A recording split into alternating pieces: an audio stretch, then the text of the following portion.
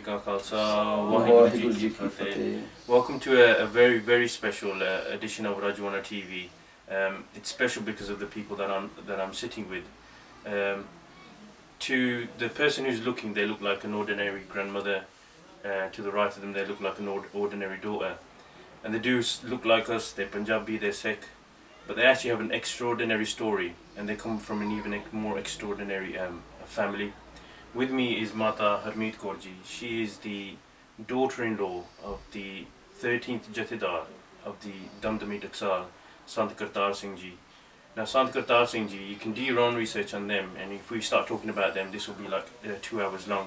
Sant Kartar Singh Ji was, you could say, was the mentor of Sant Generals Singh Ji Khalsa Bhindranwale. They taught them quite a lot, and the revolutionary spirit that Sant Ji had came from Sant Kartar Singh. Bibi Harmeet Kaur Ji, Mata Harmeet Kaur Ji is their daughter-in-law. Bibi Paramjit Kaur is the granddaughter of Sant Kartar Singh Ji. So we've got, you know, this is like Panthic royalty here. You may have heard of somebody called Bhai Amrik Singh as well. You see his photos in a Guru Kar. You see a beautiful dastar, a really handsome saying, and he is best known for being the companion of Sant Generals Singh Ji Khalsa Bhindranwale. But there's not much known about him. All we can see is a very handsome saying who was very in tune with Gurbani, who was a very saintly character, but who also gave his life for the Qawm. But there's very little known about them. Bibi Harmeet Kaur Ji is Bhai Amrik Singh Ji's wife, and Benji Paramjit Kaur is their daughter. So you can imagine what kind of royal family this belongs to. This is some crazy bloodline here. And we're lucky to have them in the UK, and we're even more lucky to have them with us to do this interview. Now, they're going to be talking in Punjabi, and I'm going to be trying to ask questions about some questions that people have had about Bhai Amrik Singh Ji, and about the Sangharsh, about the struggle that we had. And then I'll try and translate as best as I can for you guys there. And what the aim of this is, not only to introduce to you the family of such a hero, but also so that their story doesn't get lost in history, because books aren't really being written anymore, and the katha and the things that we have is very distorted. So we're going to try and make sure that we can keep Bhai Amrik Singh Ji's history alive with videos like this. So firstly, I'm going to welcome them both. So ਤੁਹਾਡਾ ਬਹੁਤ ਧੰਨਵਾਦ ਤੇ ਸਵਾਗਤ ਹੈ show ਤੇ thank you ਤੁਹਾਡਾ ਜਿਹੜਾ ਤੁਸੀਂ ਇੱਥੇ ਆਏ ਆ। ਮਾਤਾ ਜੀ ਤੇ ਤੁਸੀਂ ਮਾਈਂਡ ਨਾ ਕਰੋ, ਮੈਂ ਤੁਹਾਡੇ ਵਿਆਹ ਤੋਂ ਜਿੱਦਾਂ ਸ਼ੁਰੂ ਕਰਨਾ ਚਾਹੁੰਦਾ ਤੇ ਤੁਹਾਨੂੰ ਕਿੱਦਾਂ ਮਹਿਸੂਸ ਹੋਇਆ ਕਿ ਐਡਾ ਵੱਡਾ ਘਰ ਆ ਪੇ ਸੰਤ ਕਰਤਾਰ ਸਿੰਘ ਜੀ 13ਵੇਂ ਮੁਖੀਆ ਦਮਦਮੀ ਟਕਸਾਲ ਤੇ ਜਿੱਥੇ ਬਾਬਾ ਦੀਪ ਸਿੰਘ ਇੱਕ ਵਾਰੀ ਬੈਠੇ ਸੀਗੇ ਤੇ ਤੁਸੀਂ ਨਰਵਸ ਵੀ ਸੀ ਪੇ ਮੈਂ ਇਹੋ ਜਿਹੇ ਘਰ 'ਚ ਚੱਲੀ ਤੇ ਮੇਰਾ ਵਿਆਹ ਹੋਣਾ ਜੋ ਉੱਥੇ ਕੁਦਰਤੀ ਨਰਵਸ ਵਾਲੀ ਐਸੀ ਕੋਈ ਗੱਲ ਨਹੀਂ ਸੀ ਕਿ ਪਹਿਲੋਂ ਤੋਂ ਲੈ ਕੇ ਮੇਰੇ ਪਿਤਾ ਜੀ ਤੇ ਕਲੋਜ਼ ਸੀ ਸੰਤ ਜੀ। ਜਦੋਂ ਸੰਤ ਬਾਬਾ ਗੁਰਬਚਨ ਸੋਹਰੀ ਹੁੰਦੇ ਸੀ ਨਾ, ਉਦੋਂ ਇਹ ਇਕੱਠੇ ਜਥੇ ਦੇ ਵਿੱਚ ਸੇਵਾ ਕਰਦੇ ਹੁੰਦੇ ਸੀ। ਅੱਛਾ ਜੀ। ਇਸ ਕਰਕੇ ਸਾਡਾ ਉਹਨਾਂ ਨਾਲ ਪਹਿਲੋਂ ਹੀ ਠੀਕ ਹੈ। So I asked Mata ji, did you feel nervous? ਕਿੰਨੇ ਉਮਰ ਕਿੰਨੀ ਸੀ ਤੁਹਾਡੀ ਜਦੋਂ ਰਿਸ਼ਤਾ ਪੱਕਾ ਹੋਇਆ? ਮੇਰਾ ਖਿਆਲ 2.5-3 ਸਾਲ ਦੀ ਬਸ। 2.5-3 ਸਾਲ ਤੇ ਜਦੋਂ ਵਿਆਹ ਹੋਇਆ ਉਦੋਂ ਕਿੰਨੇ ਸਾਲ ਦੀ ਸੀ? ਮੈਨੂੰ ਪੱਕਾ ਚੇਤਾ ਨਹੀਂ ਤੇ ਮੇਰਾ ਖਿਆਲ 22 ਸਾਲ। 22 ਸਾਲ। So imagine Mata ji was 3 years old when the rishta happened, and I asked Mata ji, did she feel nervous knowing that she's going to go into a house? Imagine there's girls watching this now, Punjabi girls, you feel nervous about going into somebody's house. Imagine Mata ji, she knows that I'm going to go into the house of somebody who's probably the most prominent Sikh in India at the time, and he's in a prestigious place. He was sat in the same place that Baba Deep Singh was the first Jathedar of Damdami Taksal. That's how prestigious it was. And Mata ji said that the reason why she wasn't that nervous was because her father was also in the Damdami Taksal, and they had a fairly close relationship. She was married, the rishta was done at the age of 3, and then she married at the age of 21, 22, she believes. Bhai Amrik Singh, I think, in your mercy. ਜਦੋਂ ਮੰਗਣੀ ਹੋਈ ਹੈ ਹਾਂਜੀ ਹਾਂਜੀ ਉਹਨਾਂ ਦੇ ਮੇਰੇ ਕੋਲ 1.5 ਸਾਲ ਮੇਰੇ ਨਾਲੋਂ ਵੱਡੇ ਸੀ। 1.5 ਸਾਲ, yeah. So Bhai Amrik Singh Ji was about 1.5 years older than Mata Ji. So they would have been about 4 years old when the rishta happened, and they would have been about 22, maybe 23 when they actually got married. ਤੇ ਹੁਣ Bhai Amrik Singh ਉਹਨਾਂ ਦਾ ਸੁਭਾਅ ਕਿੱਦਾਂ ਸੀ ਘਰ ਜਿੱਦਾਂ ਗੁੱਸੇ 'ਚ ਕਿ ਉਹਨਾਂ ਦਾ ਕਦੇ ਗੁੱਸਾ ਦੇਖਿਆ ਤੁਸੀਂ ਜਾਂ ਬੜੇ ਪ੍ਰੇਮ ਵਾਲੇ ਸੀਗੇ ਜਾਂ ਜਿਹੜੀ ਸੋਚਣੀ ਜਾਂ ਉਹਨਾਂ ਦੀ ਜਿੰਨੀ ਨੌਲੇਜ ਸੀ ਪਹਿਲੋਂ ਲੈ ਕੇ ਬਚਪਨ 'ਚ ਵੀ ਬਹੁਤ ਵੱਡੀ ਸ਼ਖਸੀਅਤ ਲੱਗਦੀ ਸੀ। ਕਿਸੇ ਨਾਲ ਵਾਧਾ ਘਾਟਾ ਹੁੰਦਾ ਉਹਦੇ ਵਿੱਚ ਵੀ ਜਾ ਕੇ ਇਨਵੋਲਵ ਹੋ ਜਾਂਦੇ ਹੁੰਦੇ ਸੀ ਵੀ ਨਹੀਂ ਹੈ ਤੇ ਤੇਰੀ ਗਲਤੀ ਹੈ ਇਹਦੀ ਨਹੀਂ ਗਲਤੀ ਵੀ ਉਹਨੂੰ ਸਮੇਟ ਲੈਂਦੇ ਹੁੰਦੇ ਸੀ ਤੇ ਹਰੇਕ ਦੇ ਮਨ ਨੂੰ ਭਾਉਂਦੇ ਹੁੰਦੇ ਸੀ। ਇਹੋ ਜਿਹੀਆਂ ਉਹਨਾਂ ਦੇ ਵਿੱਚ ਕਾਫੀ ਵੇਖਣ ਨੂੰ ਮਿਲਦਾ ਸੀ ਅਸਲ। ਮੇਰੇ ਵਿਆਹ ਤੋਂ ਮਗਰੋਂ ਤਾਂ ਥੋੜਾ ਹੀ ਕਰ ਰਹੇ ਆ। ਅੱਛਾ ਥੋੜਾ ਹੀ ਕਰ ਰਹੇ। ਅੱਛਾ ਅੱਛਾ।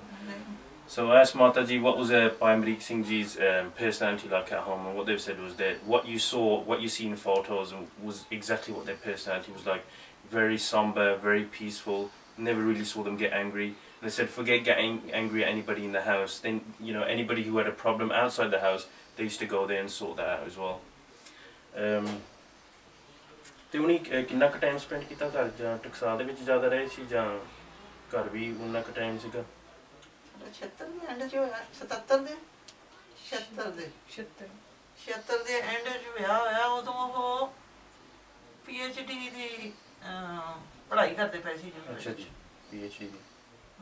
ਉਹ ਚਾਹੁੰਦੇ ਸੀ ਵੀ ਥੋੜਾ ਟਾਈਮ ਰਹਿ ਗਿਆ ਥੋੜਾ ਚਿਰ। ਹਾਂਜੀ। ਤੇ ਫਿਰ ਅਸੀਂ ਉਹਨਾਂ ਨੂੰ ਸਰਵਿਸ ਦੀ ਹਾਂ ਵੀ ਕੀਤੀ ਸੀ ਉੱਥੇ ਹੀ ਖਾਲਸਾ ਕਾਲਜ ਦੀ ਪ੍ਰੋਫੈਸਰ ਦੀ ਡਿਊਟੀ। ਅੱਛਾ। ਤੇ ਹੋ ਜਾਗੇ ਫਿਰ ਸੌਖੇ ਹੋ ਜਾਗੇ ਥੋੜਾ ਜਿਹਾ। ਅਜੇ ਅਸੀਂ ਘਰ ਸੀ ਉਹ ਫਿਰ ਵਿੱਚੋਂ ਕੋਈ ਹਫਤਾ ਘਰ ਆ ਜਾਂਦੇ ਹੁੰਦੇ ਸੀ 2 ਹਫ਼ਤੇ ਯੂਨੀਵਰਸਿਟੀ ਖਾਲਸਾ ਕਾਲਜ ਉੱਥੇ ਕਮਰਾ ਲਿਆ ਹੁੰਦਾ ਸੀ ਉੱਥੇ ਆਪਦੀ ਪੜ੍ਹਾਈ ਚੱਲ ਰਹੀ ਸੀ। ਅੱਛਾ ਜੀ। ਕਾਫੀ ਹਾਈ ਲੈਵਲ ਦੀ ਇਹਨਾਂ ਦੀ ਪੜ੍ਹਾਈ ਸੀ। ਹਾਂਜੀ। PhD ਕਿਹਦੇ ਸਬਜੈਕਟ ਸੀ ਇਹਨਾਂ ਦੀ? ਗੁਰਬਾਣੀ ਪ੍ਰੋਗਰਾਮ ਸਾਹਿਬ ਜੀ। ਅੱਛਾ। ਤੇ ਮੈਂ ਕਿਸੇ ਤੋਂ ਸੁਣਿਆ ਸੀ ਵੀ ਉਹਨੇ PhD ਕੀਤੀ ਸੀ ਪਰ ਉਹਨਾਂ ਦਾ ਕੋਈ ਰਿਜ਼ਲਟ ਨਹੀਂ ਸੀ ਆਇਆ। ਉਹਨੇ ਜਿੱਦਾਂ ਦੇਤੀ ਸੀ ਆਪਣਾ ਜਿਹੜਾ PhD ਸੀ ਪਰ ਉਹਦਾ ਅਜੇ ਉਹ ਪੂਰੀ ਨਹੀਂ ਸੀ ਹੋਈ ਜਦੋਂ ਸੰਤ ਬਾਬਾ ਜੀ ਚੜ੍ਹਾਈ ਕਰ ਗਏ। ਹਾਂਜੀ। ਉਦੋਂ ਛੱਡ ਗਏ ਸੀ ਪੜ੍ਹਾਈ। ਉਦੋਂ ਫਿਰ ਉਹ ਸੰਤ ਬਾਬਾ ਜਰਨੈਲ ਸਿੰਘ ਹੋਰਾਂ ਨੇ ਇੱਕ ਰਿਕੁਐਸਟ ਰੱਖੀ ਸੀ ਵੀ ਮੈਂ ਦਸਤਾਰ ਤਾਂ ਬੰਨਣੀ ਹੈ ਜੇ ਭਾਈ ਅਮਰੀਕ ਸਿੰਘ ਮੇਰੇ ਨਾਲ ਚੱਲੇ ਵੀ ਸਾਰਾ ਸੋਚ ਛੱਡ ਕੇ ਤੇ ਮੇਰੇ ਨਾਲ ਜਥੇ ਜਾਵੇਗਾ ਤੇ ਫਿਰ ਵੀ ਮੈਂ ਦਸਤਾਰ ਜਿਹੜੀ ਹੈ ਉਹ ਸਜਾਉਂਗਾ। So Bhai Amrik Singh studied at Khalsa College, and a lot of people don't actually know this. They were doing a PhD in Gurbani. Now PhD is pretty much the same level as what we do here. It's the highest that you can get. Now imagine Bhai Amrik Singh is doing his PhD. He believes education, and we'll get on to even Bibi Banjit Kaur, and she'll tell us how important education was to Bhai Amrik Singh. He was doing his PhD, and Mataji says that it was important to him. But as soon as Sant Bhindranwale said that, I will only take over the reins of the Taksal if Bhai Amrik Singh is standing by my side. And in the words of Mataji, Bhai Amrik Singh left everything and came and stood by Sant Ji and spearheaded the Sangharsh. So, padhai kinni important C Bhai Amrik Singh ਜਿੱਦਾਂ ਬੱਚਿਆਂ ਨੂੰ ਪੜ੍ਹਾਉਣਾ ਜਾਂ education ਲੈਣੀ? ਸਾਡੇ ਸਾਰੇ ਪਰਿਵਾਰ ਹੀ ਕਾਫੀ ਪੜ੍ਹੇ ਲਿਖੇ ਸੰਤ ਵੀ ਪੜ੍ਹੇ ਸੀ। ਸੰਤ ਬਾਬਾ ਕਰਤਾਰ ਸਿੰਘ ਜੀ ਇਹ ਐਮਫਿਲ ਕੀਤੀ ਸੀ ਇਹਨਾਂ ਨੇ ਖਾਲਸਾ ਕਾਲਜ ਅੰਮ੍ਰਿਤਸਰ। ਉਹ ਵੀ ਖਾਲਸਾ ਕਾਲਜ। ਅੱਛਾ। ਸਾਡੇ ਕਾਫੀ ਪਰਿਵਾਰ ਇਹ ਬੇਟੇ ਵੀ ਖਾਲਸਾ ਕਾਲਜ ਅੰਮ੍ਰਿਤਸਰ ਤੋਂ ਪੜ੍ਹੀ ਹੈ। ਅੱਛਾ ਅੱਛਾ। ਮੇਰੇ ਭਰਾ ਜਿਹੜੇ ਆਪਣੇ ਹੈ ਉਹ ਵੀ ਉਹ ਖਾਲਸਾ ਕਾਲਜ ਤੋਂ MSc ਕੀਤੀ ਹੈ ਐਗਰੀਕਲਚਰ ਤੇ ਸਾਡਾ ਪਰਿਵਾਰ ਕਾਫੀ ਮਤਲਬ ਪੜ੍ਹਾਈ ਦੇ ਵਿੱਚ। So not only did Bhai Amrik Singh Ji do a PhD, but their father, the great Sant Kartar Singh Ji Khalsa Bhindranwale, they were also studying at Khalsa College. Benji also studies at Khalsa College now. So education was a massive thing, but I think what we can get from the fact that they were doing a PhD in Gurbani is that a worldly education is a must, but a bigger education is that one in Gurbani and the one in Sikhi, and they use that education to kind of educate the people around them as well. ਜਿਹੜੇ ਵੱਡੇ ਮਹਾਂਪੁਰਸ਼ ਸੀ ਸੰਤ ਕਰਤਾਰ ਸਿੰਘ ਜੀ ਉਹਨਾਂ ਦੇ ਇੱਦਾਂ ਮਨ 'ਚ ਆਇਆ ਸੀ ਵੀ ਜਿਹੜੇ ਅੱਜ ਦੇ ਜਿਹੜੇ ਬਾਬੇ ਆ ਵੀ ਕਥਾ ਕਰ ਲਿਆ ਕੀਰਤਨ ਕਰ ਲਿਆ ਬਸ ਇੱਥੇ ਤੱਕ ਸੀਮਿਤ ਆ ਜਿੱਥੇ ਹੱਕ ਤੇ ਸੱਚ ਦੀ ਗੱਲ ਕਰਨੀ ਆ ਉਹ ਕਰਨੀ ਨਹੀਂ ਕਰਕੇ ਫਿਰ ਸ਼ਾਇਦ ਡੇਰੇ 'ਚ ਵੀ ਫਰਕ ਪਾਊਗਾ ਸ਼ਾਇਦ ਜੇਲ੍ਹਾਂ ਵੀ ਕੱਟਣੀਆਂ ਪਾਊਗੀਆਂ। ਸੰਤ ਕਰਤਾਰ ਸਿੰਘ ਜੀ ਦੇ ਕਦੇ ਮਨ 'ਚ ਇੱਦਾਂ ਆਇਆ ਸੀ ਵੀ ਮੈਂ ਵੀ ਇਹੋ ਜਿਹਾ ਬਾਬਾ ਬਣਾ ਪਏ ਚਲੋ ਕਥਾ ਕਰ ਲਿਆ ਕੀਰਤਨ ਕਰ ਲਿਆ ਪਰ ਮੈਂ ਹੱਕ ਤੇ ਸੱਚ ਦੀ ਗੱਲ ਨਹੀਂ ਕਰਨੀ। ਇੱਥੇ ਜਿਹੜਾ ਟਕਸਾਲ ਦੇ ਮੁਖੀ ਬਣਦੇ ਸੀ ਨਾ ਉਹ ਮਹਾਰਾਜ ਨਰੋਲ ਧਾਰਮਿਕ ਸ਼ਖਸੀਅਤ ਨੂੰ ਹੀ ਅੱਗੇ ਲੈ ਕੇ ਆਉਂਦੇ ਸੀ ਵੀ ਜਿਨ੍ਹਾਂ ਦੇ ਵਿੱਚ ਕੋਈ ਇਹੋ ਜਿਹੇ ਵਲਵਲੇ ਨਹੀਂ ਇਹ ਮੈਂ ਮਾਇਆ ਇਕੱਠੀ ਕਰਨੀ ਹੈ ਜਾਂ ਮੈਂ ਕੋਈ ਆਪਣੇ ਪਰਿਵਾਰ ਨੂੰ ਐ ਸ਼ਿਸ਼ਰਤ ਕਰਵਾਉਣੀ ਹੈ ਹਾਂਜੀ ਹਾਂਜੀ ਜਾਂ ਵੱਡੀਆਂ ਵੱਡੀਆਂ ਗੱਡੀਆਂ ਦੇ ਪਰਿਵਾਰ ਨੂੰ ਮਤਲਬ ਹੀ ਨਹੀਂ ਕੋਈ। ਉਹਨਾਂ ਨੇ ਜਿਹੜਾ ਇੱਥੇ ਆ ਕੇ ਸੇਵਾ ਕਰਦਾ ਸੀ ਉਹ ਪੰਥ ਵਾਸਤੇ ਹੀ ਉਹਨਾਂ ਨੇ ਚੜ੍ਹਦੀ ਕਲਾ ਕਰਨੀ ਹੈ ਤੇ ਜਥੇ ਨੂੰ ਬਾਣੀ ਤੇ ਬਾਣੇ ਦੇ ਪਰਪੱਕ ਬਣਾਉਣਾ ਜੋ ਸਾਡੀ ਗੁਰੂ ਗੋਬਿੰਦ ਸਿੰਘ ਦੀ ਚਲਾਈ ਟਕਸਾਲ ਹੈ ਅਸੀਂ ਇਹਦੀ ਸੇਵਾ 'ਚ ਹੀ ਲੱਗਣਾ ਸਮਰਪਿਤ। So this is a big question that was also in my mind, and I go back to Bhai Amrik Singh Ji's father, Sant Kartar Singh Ji, and I asked Mataji, did Sant Kartar Singh ever feel that I should just be like a Baba that we have today, who roll around in Audis and Mercedes, and they do a bit of Katha and they do Kirtan, but when we have Biadbi happening or anything or Sengh is made Shaheed, they're completely quiet. Did Sant Kartar Singh ever have that in them, that maybe I shouldn't do this because I'll put my life in danger and my family's life in danger? And what Mataji said was that when you take over the Jathedari of a place like Damdami Tiksal, which was started by Guru Gobind Singh Ji's own hand, where the first Jathedar was Baba Deep Singh, it's not an ordinary man that does that. So Sant Kartar Singh Khalsa Bhindranwale, knowing what kind of pressure was on them, they didn't do that because they wanted to be famous, they didn't want to increase their own followers, they did that because they saw that Sikhi needed a newer direction at that time. ਭਾਈ ਅਮਰੀਕ ਸਿੰਘ ਮੈਂ ਆਪ ਸੁਣੇ ਭਾਈ ਅਮਰੀਕ ਸਿੰਘ ਉਹਨਾਂ ਦੀ ਕੋਈ ਮੇਰੇ ਕੋਲ ਇੱਕ recording ਹੈ ਜਿੱਥੇ ਉਹਨੇ ਕਥਾ ਕੀਤੀ ਹੈ ਤੇ ਉਹਨਾਂ ਦੇ ਗੁਰਬਾਣੀ ਬਾਰੇ ਕਾਫੀ ਨੌਲੇਜ ਸੀ, ਲੋਕਾਂ ਨੂੰ ਇੱਦਾਂ ਪਈ ਯੋਧਾ ਸੀ, ਸਟੈਂਡ ਗਨ ਚੱਕ ਲਈ ਸੀ ਤੇ ਸਰਕਾਰ ਨਾਲ ਟੱਕਰ ਲਈ, ਪਰ ਆਪ ਖੁਦ ਬਹੁਤ ਪੜ੍ਹੇ ਹੋ ਸੀਗੇ, ਬਹੁਤ ਨੌਲੇਜ ਵਾਲੇ ਸੀ। ਉਹਨਾਂ ਦੀ ਮੇਰੇ ਕੋਲ ਇੱਕੋ ਹੀ ਰਿਕਾਰਡਿੰਗ ਹੈਗੀ ਜਿੱਥੇ ਉਹਨੇ ਕਥਾ ਕੀਤੀ ਹੈ। ਉਦੋਂ ਇਹ ਪਤਾ ਨਹੀਂ ਸੀ ਵੀ ਇਦਾਂ ਹੋ ਜਾਣਾ ਹੈ, ਹੋਰ ਰਿਕਾਰਡਿੰਗ ਕਰ ਲਈਏ, ਕਰਦੇ ਹੁੰਦੇ ਸੀ। ਪੰਜਾਂ ਪਿਆਰਿਆਂ 'ਚ ਵੀ ਲੱਗਦੇ ਸੀ ਤੇ ਪ੍ਰਚਾਰ ਵੀ ਕਰ ਲੈਂਦੇ ਸੀ, ਕਥਾ ਵੀ ਕਰ ਲੈਂਦੇ ਸੀ। ਉਹ ਜਦੋਂ ਪੜ੍ਹਦੇ ਸੀ ਉਦੋਂ ਸੰਤ ਬਾਬਾ ਗੁਰਬਚਨ ਸੋਹਰਾ ਦੇ ਨਾਲ ਉਹਨਾਂ 2-3 ਸਾਲ ਲਾਏ ਸੀ ਜਥੇ ਦੇ ਵਿੱਚ। ਜਦੋਂ ਛੁੱਟੀਆਂ ਵੀ ਹੋਣੀਆਂ ਉਦੋਂ ਵੀ ਜਥੇ 'ਚ ਜਾਣਾ, ਜੇ ਜਥੇ ਨੇ ਘਰ ਆ ਜਾਣਾ ਪਿੰਡਾਂ 'ਚ ਪ੍ਰੋਗਰਾਮ ਹੋਣੇ ਉਦੋਂ ਵੀ ਜਿੰਨਾ ਟਾਈਮ ਮਿਲਦਾ ਹੁੰਦਾ ਸੀ ਉਹ ਜਾ ਕੇ ਵਿੱਚ ਵਿਦਿਆ ਹਾਸਲ ਕਰਦੇ ਸੀ। ਉਹ ਵੀ ਧਾਰਮਿਕ ਵਿਦਿਆ ਵੀ ਉਹਨਾਂ ਨੂੰ ਕਾਫੀ ਮਤਲਬ। He was also a chief of All India Sikh Student Federation. All India Sikh Student. ਤੇ ਇੱਕ ਚੀਫ ਹੋਣ ਦੇ ਨਾਤੇ ਚੀਫ ਵੀ ਉਹੀ ਬਣ ਸਕਦਾ ਸੀ ਜਿਹੜਾ ਸਿੱਖ ਇਤਿਹਾਸ ਬਾਰੇ, ਸਿੱਖ ਗੁਰਬਾਣੀ ਬਾਰੇ ਪੂਰੀ ਪਰਪੱਕਤਾ ਤੇ ਨੌਲੇਜ ਹੋਵੇ, ਦ੍ਰਿੜਤਾ ਹੋਵੇ, ਜੀਵਨ ਵਾਲਾ ਸਿੰਘ ਹੋਵੇ।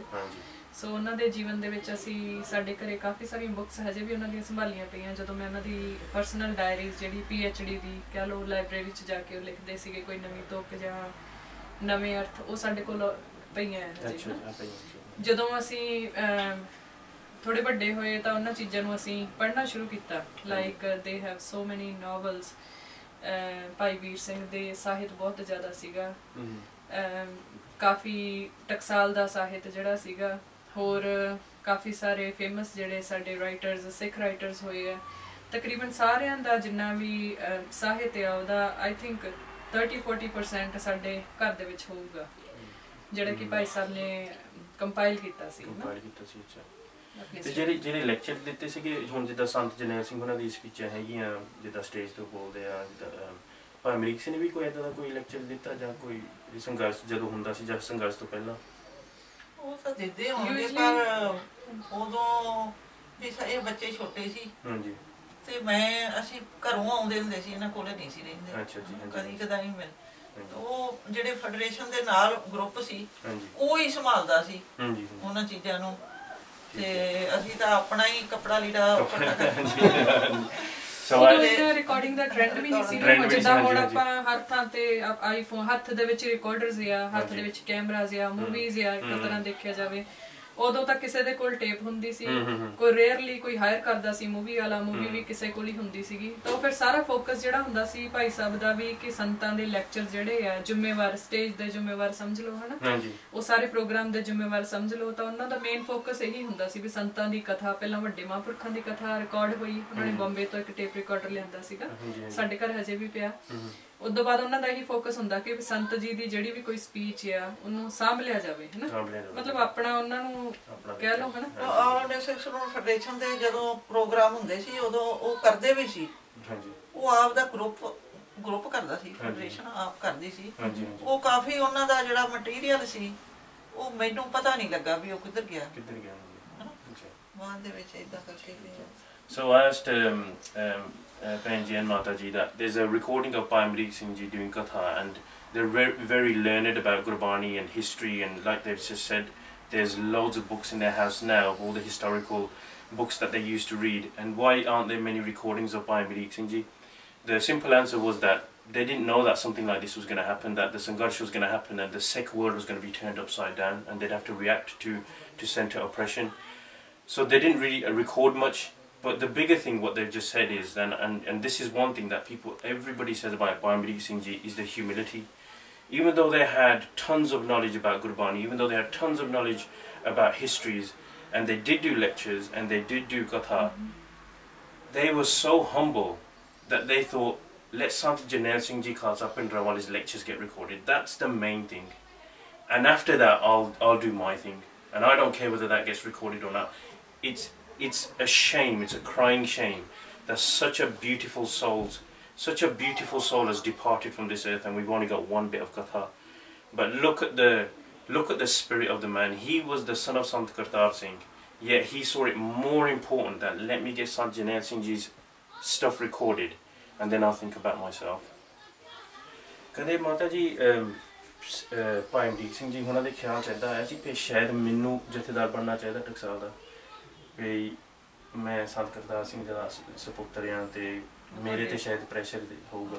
मैं एक गल ਤੁਹਾਡੀ मैं थोड़ी करा। हाँ जी। ਉਹ ਸੰਤ ਜਦੋਂ ਇਹ ਖਾਲਸਾ ਕਾਲਜ ਪੜ੍ਹਦੇ ਹੁੰਦੇ ਸੀ, ਉਹ ਸੰਤ ਚਿੱਠੀਆਂ ਰਾਹੀਂ ਇਹਨਾਂ ਨੂੰ ਖਬਰਦਾਰ ਕਰਦੇ ਹੁੰਦੇ ਸੀ ਵੀ ਵੇਖੀ ਕਿਸੇ ਗਰੁੱਪ ਨਾਲ ਕਿਤੇ ਖੁੱਲੇ ਰਹਿਣਾ, ਬਾਹਰ ਜਾਣਾ, ਹਨਾ, ਇਹ ਨਾ ਕਰੀ, ਤੇ ਅਸੀਂ ਤੈਨੂੰ ਖਾਲਸਾ ਕਾਲਜ ਦੇ ਨਿੱਗਰ ਪ੍ਰਚਾਰਕ ਬਣਾਉਣਾ ਚਾਹੁੰਦੇ ਆ।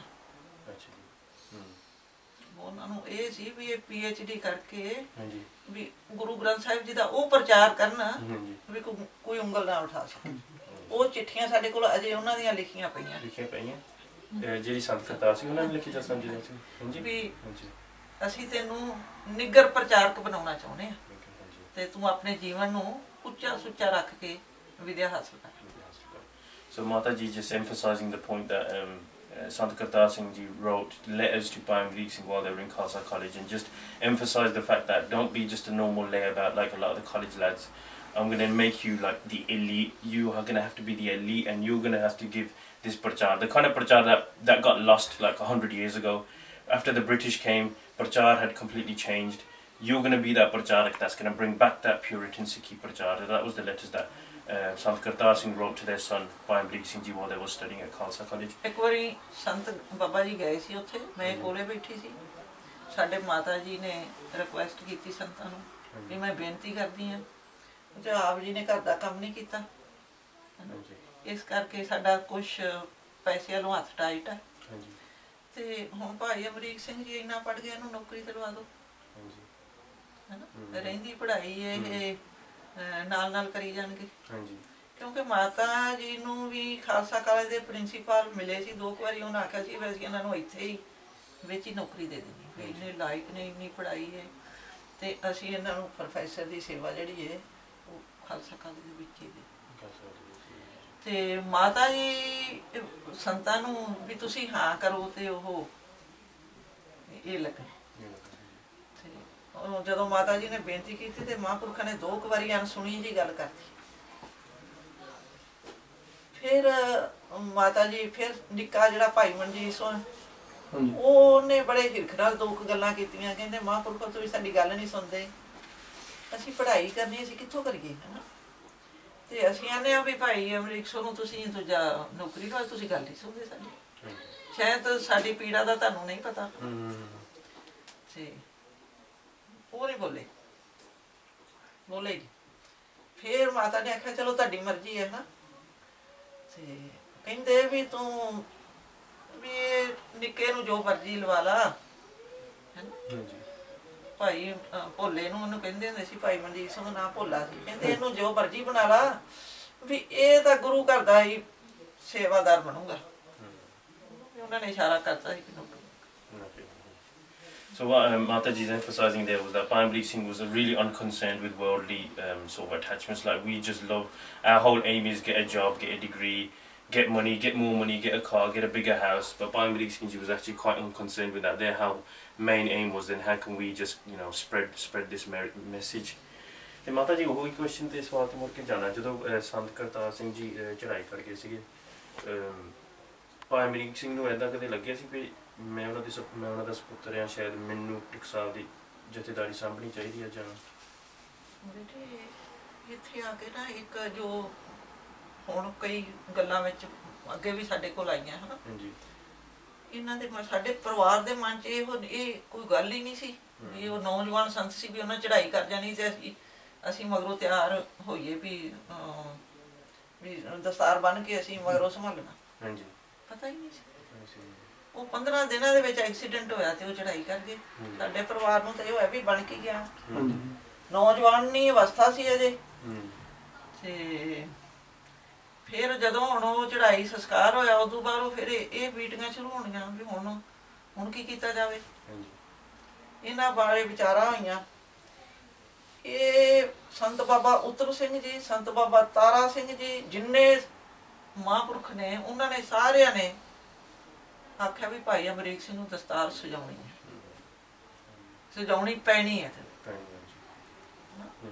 ਵੀ ਸੰਤ ਕਹਿ ਕੇ ਨਹੀਂ ਸੀ ਕਿਸੇ ਨੂੰ ਗਏ ਉਹਨਾਂ ਦਾ ਅਚਾਨਕ ਤੇ ਇਸ ਕਰਕੇ ਉਹ ਕਿਸੇ ਨੂੰ ਦਸਤਾਰ ਨਹੀਂ ਸੀ ਦੇ ਕੇ ਗਏ ਅੱਜ ਭਾਵੇਂ ਜੋ ਅਸਲੀਅਤ ਗੱਲਾਂ ਨੇ ਤੇ ਉਹਦੇ ਬਾਰੇ ਫਿਰ ਵਿਚਾਰਾਂ ਵਟਾਂਦਰੇ ਹੋਏ ਕੁਛ ਸਾਡੀ ਮਾਤਾ ਵਿਚਾਰੀ ਉਹ ਵੀ ਨਹੀਂ ਸੀ ਚਾਹੁੰਦੇ ਉਹ ਨਹੀਂ ਸੀ ਚਾਹੁੰਦੇ ਵੀ ਇੰਨਾ ਪੜ੍ਹਿਆ ਲਿਖਿਆ ਨਾ ਤੇ ਉਹ ਫਿਰ ਸਾਰਿਆਂ ਦੇ ਜਿਹੜੇ ਮੇਰੇ ਸੰਤਾਂ ਦੇ ਭਰਾ ਸੀ ਦਦਾਰ ਸੋ ਜਗਤਾਰ ਸੋ ਹਰੀ ਉਹ ਵੀ ਚਾਹੁੰਦੇ ਸੀ ਵੀ ਬਾਹਰ ਨਹੀਂ ਜਾਣ ਦੇਣੀ ਚਾਹੀਦੀ ਦਸਤਾਰ ਇਹ ਦਸਤਾਰ ਹੈ ਪੁੱਤਰ ਦਾ ਕੰਮ ਹੈ ਨਾਲੇ ਪੜ੍ਹਿਆ ਲਿਖਿਆ ਹੈ ਪ੍ਰਚਾਰਕ ਵੀ ਹੈ ਬਾਣੀ ਵੀ ਪੜ੍ਹਦਾ ਹੈ ਭਾਵੇਂ ਉਦੋਂ ਅਜੇ ਪੜ੍ਹਾਈ ਦੂਜੀ ਚੱਲਦੀ ਸੀ ਤੇ ਉਹ ਕਹਿੰਦੇ ਸੀ ਯੋਗ ਹੈ ਇਹਨੂੰ ਬੰਨਣੀ ਚਾਹੀਦੀ ਤੇ ਉਹ ਇਹ ਚਾਹੁੰਦੇ ਸੀ ਵੀ ਇਹ ਜਿਹੜਾ ਟਕਸਾਲ ਦੀ ਸੇਵਾ ਹੈ ਇਹ ਆਮ ਡੇਰਿਆਂ ਵਰਗੀ ਨਹੀਂ ਵੀ ਇੱਥੇ ਨਾਲ ਪਰਿਵਾਰ ਵੀ ਰਵੇ ਤੇ ਇੱਥੇ ਨਾਲ ਘਰ ਦੇ ਕੰਮ ਵੀ ਕਰਾਂ ਤੇ ਉਹ ਖਤਮ ਲੋਕਾਂ ਨੇ ਤੇ ਨਾਲੇ ਉਹ ਚਾਹੁੰਦੇ ਸੀ ਵੀ ਮੈਂ ਹੋਰ ਅਜੇ ਮਤਲਬ ਆਪਣੇ ਆਪ ਨੂੰ ਸਿਮਰਨ ਨਾਲ ਰੈਡੀ ਕਰਨਾ ਤੇ ਮੈਂ ਸੇਵਾ ਚ ਲੱਗ ਕੇ ਫਿਰ ਮੈਂ ਇਹ ਚੀਜ਼ ਵੱਡੀ ਹੈ ਇਸ ਕਰਕੇ ਕਿਸੇ ਤਪਸਵੀ ਨੂੰ ਅੱਗੇ ਕੀਤਾ ਜਾਵੇ ਉਦੋਂ ਸੰਤ ਬਾਬਾ ਜਰਨੈਲ ਸਿੰਘ ਹੋਰੀ ਸਾਡੇ ਪਰਿਵਾਰ ਨਾਲ ਬਹੁਤ ਮਤਲਬ ਇੱਕ ਮੈਂਬਰ ਹੀ ਸਮਝ ਲਓ ਸਾਡੇ ਪਰਿਵਾਰ ਦੇ ਬਹੁਤ ਪਿਆਰ ਸੀ ਫਿਰ ਕਈਆਂ ਨੇ ਕਿਸੇ ਦੇ ਨਾਮ ਪੇਸ਼ ਕੀਤੇ ਫਿਰ ਇਹਨਾਂ ਨੇ ਗੁਰਮਤਾ ਕਰਕੇ ਤੇ ਉਹਨਾਂ ਦਾ ਨਾਮ ਪੇਸ਼ ਕੀਤਾ ਬਾਬੇ ਠਾਕੁਰ ਸੋਹਰਾ ਦੇ ਨਾਮ ਰੱਖ ਕੇ ਹਾਂਜੀ ਇਹ ਜਦੋਂ ਨਾਮ ਪੇਸ਼ ਕੀਤਾ ਸੀ ਉਹ ਕਈ ਸੰਤ ਜਿਹੜੇ ਉਹ ਨਾਰਾਜ਼ ਹੋ ਗਏ ਉਹ ਕਹਿੰਦੇ ਵੀ ਅਮਰੀਕ ਸਿੰਘ ਤੂੰ ਬਹੁਤ ਵੱਡੀ ਮਤਲਬ ਇਹ ਤੈਨੂੰ ਨਹੀਂ ਚਾਹੀਦਾ ਉਹ ਕਹਿੰਦੇ ਬਾਬਾ ਜੀ ਠੀਕ ਹੈ ਜੋ ਵੀ ਮੇਰੇ ਮਨ ਦੇ ਵਿੱਚ ਮਹਾਰਾਜ ਨੇ ਪਾਇਆ ਮੈਂ ਸੰਤ ਬਾਬਾ ਜਰਨੈਲ ਸੋਹਣਾ ਵੀ ਮੇਰਾ ਮਨ ਸਮਰਪਿਤ ਉਹਨਾਂ ਨੇ ਰਿਕੁਐਸਟ ਕੀਤੀ ਸੀ ਵੀ ਜੇ ਭਾਈ ਅਮਰੀਕ ਸਿੰਘ ਦੇ ਪਰਿਵਾਰ ਨੇ ਜਾਂ ਸਾਰੇ ਜਥੇ ਨੇ ਬਾਬਾ ਠਾਕੁਰ ਸੋਹਣੇ ਰਲ ਕੇ ਮੈਨੂੰ ਦਸਤਾਰ ਦੀ ਰਿਕੁਐਸਟ ਕੀਤੀ ਆ ਮੈਂ ਤਾਂ ਲਵਾਂਗਾ ਜੇ ਭਾਈ ਅਮਰੀਕ ਸਿੰਘ ਮੇਰੇ ਨਾਲ ਰਹਿਣਗੇ ਤਾਂ ਤੇ ਸਾਰਾ ਕੁਝ ਛੱਡ ਕੇ ਪਰਨ ਕਰਨ ਅੱਜ ਵੀ ਮੇਰੇ ਨਾਲ ਚੱਲਣਗੇ ਤੇ ਤਾਂ ਮੈਂ ਦਸਤਾਰ ਇਹ ਉਦੋਂ ਹੀ ਸਾਰਾ ਜਿਹੜਾ So as Mataji, which is a real turning point in the Sikh struggle, was Sant Kartar Singh Ji was quite instrumental in reviving Sikhi. Indira Gandhi had saw what kind of prachar Sant Kartar Singh Ji was doing, and she started putting all these conditions then that Sikhs can't gather in, more than 5 Sikhs can't gather in one place. Sant Kartar Singh saw that as a challenge and as a real Khalsa who challenges bad authority. They started doing Nagar Kirtans all across India. And tragically, and some people think that this was actually a real, that this was organised and it was a hatched plan. Other people think that it was an accident. But tragically for the Sikh Qawm, Sant Kartar Singh Ji met with a terrible accident in 1977. I think it was in August 1977. And what Mataji was saying was that was a real shock to the community. Not only had we just lost, not only had personally they just lost a massive member of their family, but also the Sikh Qawm had lost somebody who was in the prime of his life. Like he wasn't like an old Baba that we see today. He was in the prime of his life doing crazy prachar. So it was a real loss. And what they've said was, what I asked Mataji was, did Bhai Amrik Singh Ji feel the pressure that I should take that Jathedari, that I should take the reins of Damdami Tiksar? And this is the pure soul that Bhai Amrik Singh Ji was. Mataji says it didn't even enter our minds that maybe we should take it, because for them things were beyond Jathedaris. They were beyond. They just lost Sant Kartar Singh Ji, and Bhai Amrik Singh Ji didn't even enter his mind. But she said that everyone around him, including the big prominent sants and the people that were in the forefront in public life, people that were forefront in Sikhi life, they all said that Bhai Amrik Singh, you are not only learned, you've got a PhD, you know your history, you are the son of Sant Kartar Singh, you must take this. And Bhai Amrik Singh Ji, imagine, we've got people today who would kill their brothers over land. We've got people who kill each other just to be a Baba, just to keep their data. And imagine Bhai Amrik Singh Ji is going, I don't think I'm worthy of it. History has shown that they were. They could easily have been that Jathedar. Not only were they learned, not only was their mind up in the clouds, they were also a Yoda. They gave their all at the highest point, which was sacrifice. So they were worthy. But imagine Bhai Amrik Singh Ji stood away, and as Mataji said, through the Gurmat process, Sant Janel Singh Ji took the reins of Dandami Taksal. And Sant Ji, imagine, if we look at even some of the most prominent and the most amazing shaheeds that we got, like Sukhan Jinda, Baba Manochal, they always refer back to Sant Janel Singh. Imagine the craziest Robin Hoods, the bad boys that you can imagine. They always refer back to Sant Janel Singh Ji. That was Sant Ji's, that's what their character and spirit was. Imagine that character and spirit saying, I will only take this Jathedari if Bhai Amrik Singh is right next to me. What does that say about Bhai Amrik Singh Ji? Let's not lose this person's name in our history. Let's not let him disappear in history. This was a person who was on the level of Sukha Mehtaba, Bota Singh and Garja Singh. Mata ji फिर हुन Sant Janel Singh Ji बन जाने जथेदार भाई अमरीक सिंह जी सारे कुछ छड्ड दिंदे ते उन्हां दा साथ दिंदे आ जदों 78 दा कांड होया जदों नकली निरंकारियां ने 13 सिंह शहीद कीते उदों भाई अमरीक सिंह दे कोई तब्दीली भी तुसी देखी सी पे कुछ चेंज होया सी पे आ की बन गया पे सरकार दी आ सरकार दी असली जिद्दां असलीयत अचानक जदों होया सी हां जी उदों सारिਆਂ ਨੂੰ ਚੰਬਾ ਜਿਹਾ ਲੱਗਿਆ ਸੀ ਵੀ ਇਹ ਕੀ ਹੋਇਆ ਹੈ हां जी ਉਹ ਤਾਂ ਉਹਨਾਂ ਨੂੰ ਉਹ ਜਿਹੜਾ ਉਹ ਭੇਸ ਬਣਾ ਕੇ ਆਏ ਸੀ हां जी ਉਹ ਕੁਰਸੀ ਤੇ ਆਪ ਬੈਠੇ ਸੀ हां जी ਨਾਲ ਆਪਣੇ ਵਾਈਫਾਂ ਨੂੰ ਭਾਇਆ ਸੀ ਮਹਾਰਾਜ ਦਾ ਸਰੂਪ ਥੱਲੇ ਰੱਖਿਆ ਸੀ हां जी ਤੇ ਉਹਨਾਂ ਨੂੰ ਸਿੰਘ ਡੱਕਣ ਗਏ ਸੀ ਇਹ ਤਾਂ ਨਹੀਂ ਸੀ ਗਏ ਨਾਲ हां जी ਤੇ ਸੰਤਾਂ ਨੇ ਘੱਲੇ ਸੀ ਕੁਛ ਆਪਣੇ ਖੰਡ ਕੀਰਤਨੀ ਜਥੇ ਦੇ ਸਿੰਘ ਸੀ ਕੁਛ ਟਕਸਾਲ ਦੇ ਸੀ ਪਰ ਉਹਨਾਂ ਨੇ ਅੱਗੋਂ ਉਹਨਾਂ ਦੇ ਕੋਲ ਕੋਈ ਹਥਿਆਰ ਨਹੀਂ ਸੀ ਨਿਹੱਥੇ ਗਏ ਸੀ ਉਹ ਸਰਕਾਰ ਨੇ ਛੇੜੀਆਂ ਸੀ ਇਹਨਾਂ ਦੇ ਪਾਲੇ ਹੋਏ ਉਹ ਮੈਂ ਕੀ ਕਹਿ ਲਾਂ ਗੁੰਡੇ ਹਾਂਜੀ ਹਾਂਜੀ ਉਹਨਾਂ ਨੇ ਜਾਂਦਿਆਂ ਸੰਗਤ ਤੇ ਗੋਲੀ ਚਲਾਈ 13 ਸਿੰਘ ਅੱਗੋਂ ਰੋਕਣ ਗਏ ਨਿਹੱਥੇ ਇਹਨਾਂ ਨੇ ਜਾਪ ਕਰਦੇ ਸਤਨਾਮ ਵਾਹਿਗੁਰੂ ਦਾ ਉੱਥੇ ਸ਼ਹੀਦ ਕਰ ਦਿੱਤੇ ਇਹ ਸੰਘਰਸ਼ ਤਕਰੀਬਨ ਸ਼ੁਰੂ ਉੱਥੋਂ ਹੀ ਹੋਇਆ ਉੱਥੋਂ ਹੋਇਆ ਫਿਰ ਜਦੋਂ ਇਹਨਾਂ ਨੂੰ ਵੀ ਇਹ ਅੱਗੋਂ ਮਿਲਿਆ ਆਖਿਰ ਫਿਰ ਇਹ ਤਾਂ ਵੀ ਇਹਨਾਂ ਨੂੰ ਕਾਨੂੰਨ ਦੇ ਤੌਰ ਤੇ ਵੀ ਇਹਨਾਂ ਨਾਲ ਲੜਨਾ ਪੈਣਾ ਸਾਨੂੰ ਕਿੱਦਾਂ ਹਨਾ ਫਿਰ ਉਹ 13 ਸਿੰਘਾਂ ਦੀ ਪੈਰਵਾਈ ਬਾਅਦ ਚ ਇਹ ਕਰਦੇ ਹੁੰਦੇ ਸੀ ਜਦੋਂ ਇਹਨਾਂ ਨੂੰ ਉੱਥੇ ਰੈਸਟ ਕਰ ਲਿਆ ਉਹਨੇ ਕਦੇ ਤੁਹਾਡੇ ਨਾਲ ਕੋਈ ਪਰਸਨਲੀ ਗੱਲ ਕੀਤੀ ਪੇ 70 ਜਦੋਂ ਕਾਂਡ ਹੋਇਆ ਤੇ ਉਹਨੇ ਆਪਣੀ ਹੱਥੀ ਜਿੱਦਾਂ ਸੇਵਾ ਕੀਤੀ ਸਿੰਘਾਂ ਦੀ 13 ਸਿੰਘਾਂ ਦੀ ਜਦੋਂ ਉਹਨਾਂ ਦਾ ਅੰਤਮ ਸੰਸਕਾਰ ਹੋਇਆ ਉਹਨੇ ਕਦੇ ਕੋਈ ਤੁਹਾਡੇ ਨਾਲ ਗੱਲ ਕੀਤੀ ਪਿਆ ਤਾਂ ਹੁਣ ਜ਼ਿਆਦਾ ਕੰਮ ਲੰਘ ਗਿਆ ਹੋਵੇ ਪੇ ਸਾਨੂੰ ਸੁਣਾਉਂਦਾ ਸੀ ਹਾਂਜੀ ਤੁਹਾਨੂੰ ਸਾਨੂੰ ਆਉਂਦਾ ਸੀ ਵੀ ਮਹਾਂਪੁਰਖ ਵੀ ਚਲੇ ਗਏ ਆ ਤੇ ਕਿੱਧਰ ਨੂੰ ਖਲਾਰੇ ਪੈਣੇ ਸ਼ੁਰੂ ਹੋ ਗਏ ਹਾਂਜੀ ਤੇ ਪਰ ਉਹਨਾਂ ਦਾ ਵਿਸ਼ਾਲ ਹਿਰਦਾ ਇੰਨਾ ਸੀ ਨਾਮ ਸਿਮਰਨ ਇੰਨਾ ਸੀ ਛੇਤੀ ਕੀਤਿਆਂ ਮਾਯੂਸੀ ਨਹੀਂ ਸੀ ਆਉਂਦੀ ਉਹਨਾਂ ਨੂੰ So as to Mataji, like we all know, in 1978 that there was a group called the Nakli Nirankaris and they killed 13 Sikhs who were unarmed in a peaceful protest. And this guy, this Nakli Nirankari, he was sat above Guru Maharaj and he had Sat Sitare instead of Panj Pyare. He was hurling major insults at us and our history. So I asked Mataji, when those 13 Sikh were made shaheed, at this point there was real struggle going on with trying to change the Article 25 of the Indian Constitution, river waters. There was about Punjabi languages, a lot of stuff going on. When these 13 Sikh were made shaheed, I've asked Mataji, was there a real change in Bhai Amrik Singh's character? Was there a real change in the way they looked at the struggle? And Mataji said there was a change. They realised that things are going a bit too far now. But they said that their Simran was on such a high level that these things couldn't shake them. Like, you know, if somebody peaceful dies in our family peacefully, we struggle to get over it. Bhai Amrik Singh, with his own hands, washed the bodies of those 13 Singhs. They were there at the funeral. But their Simran was such a high level that all they could think was, things need to change. It changed their character, but for the better.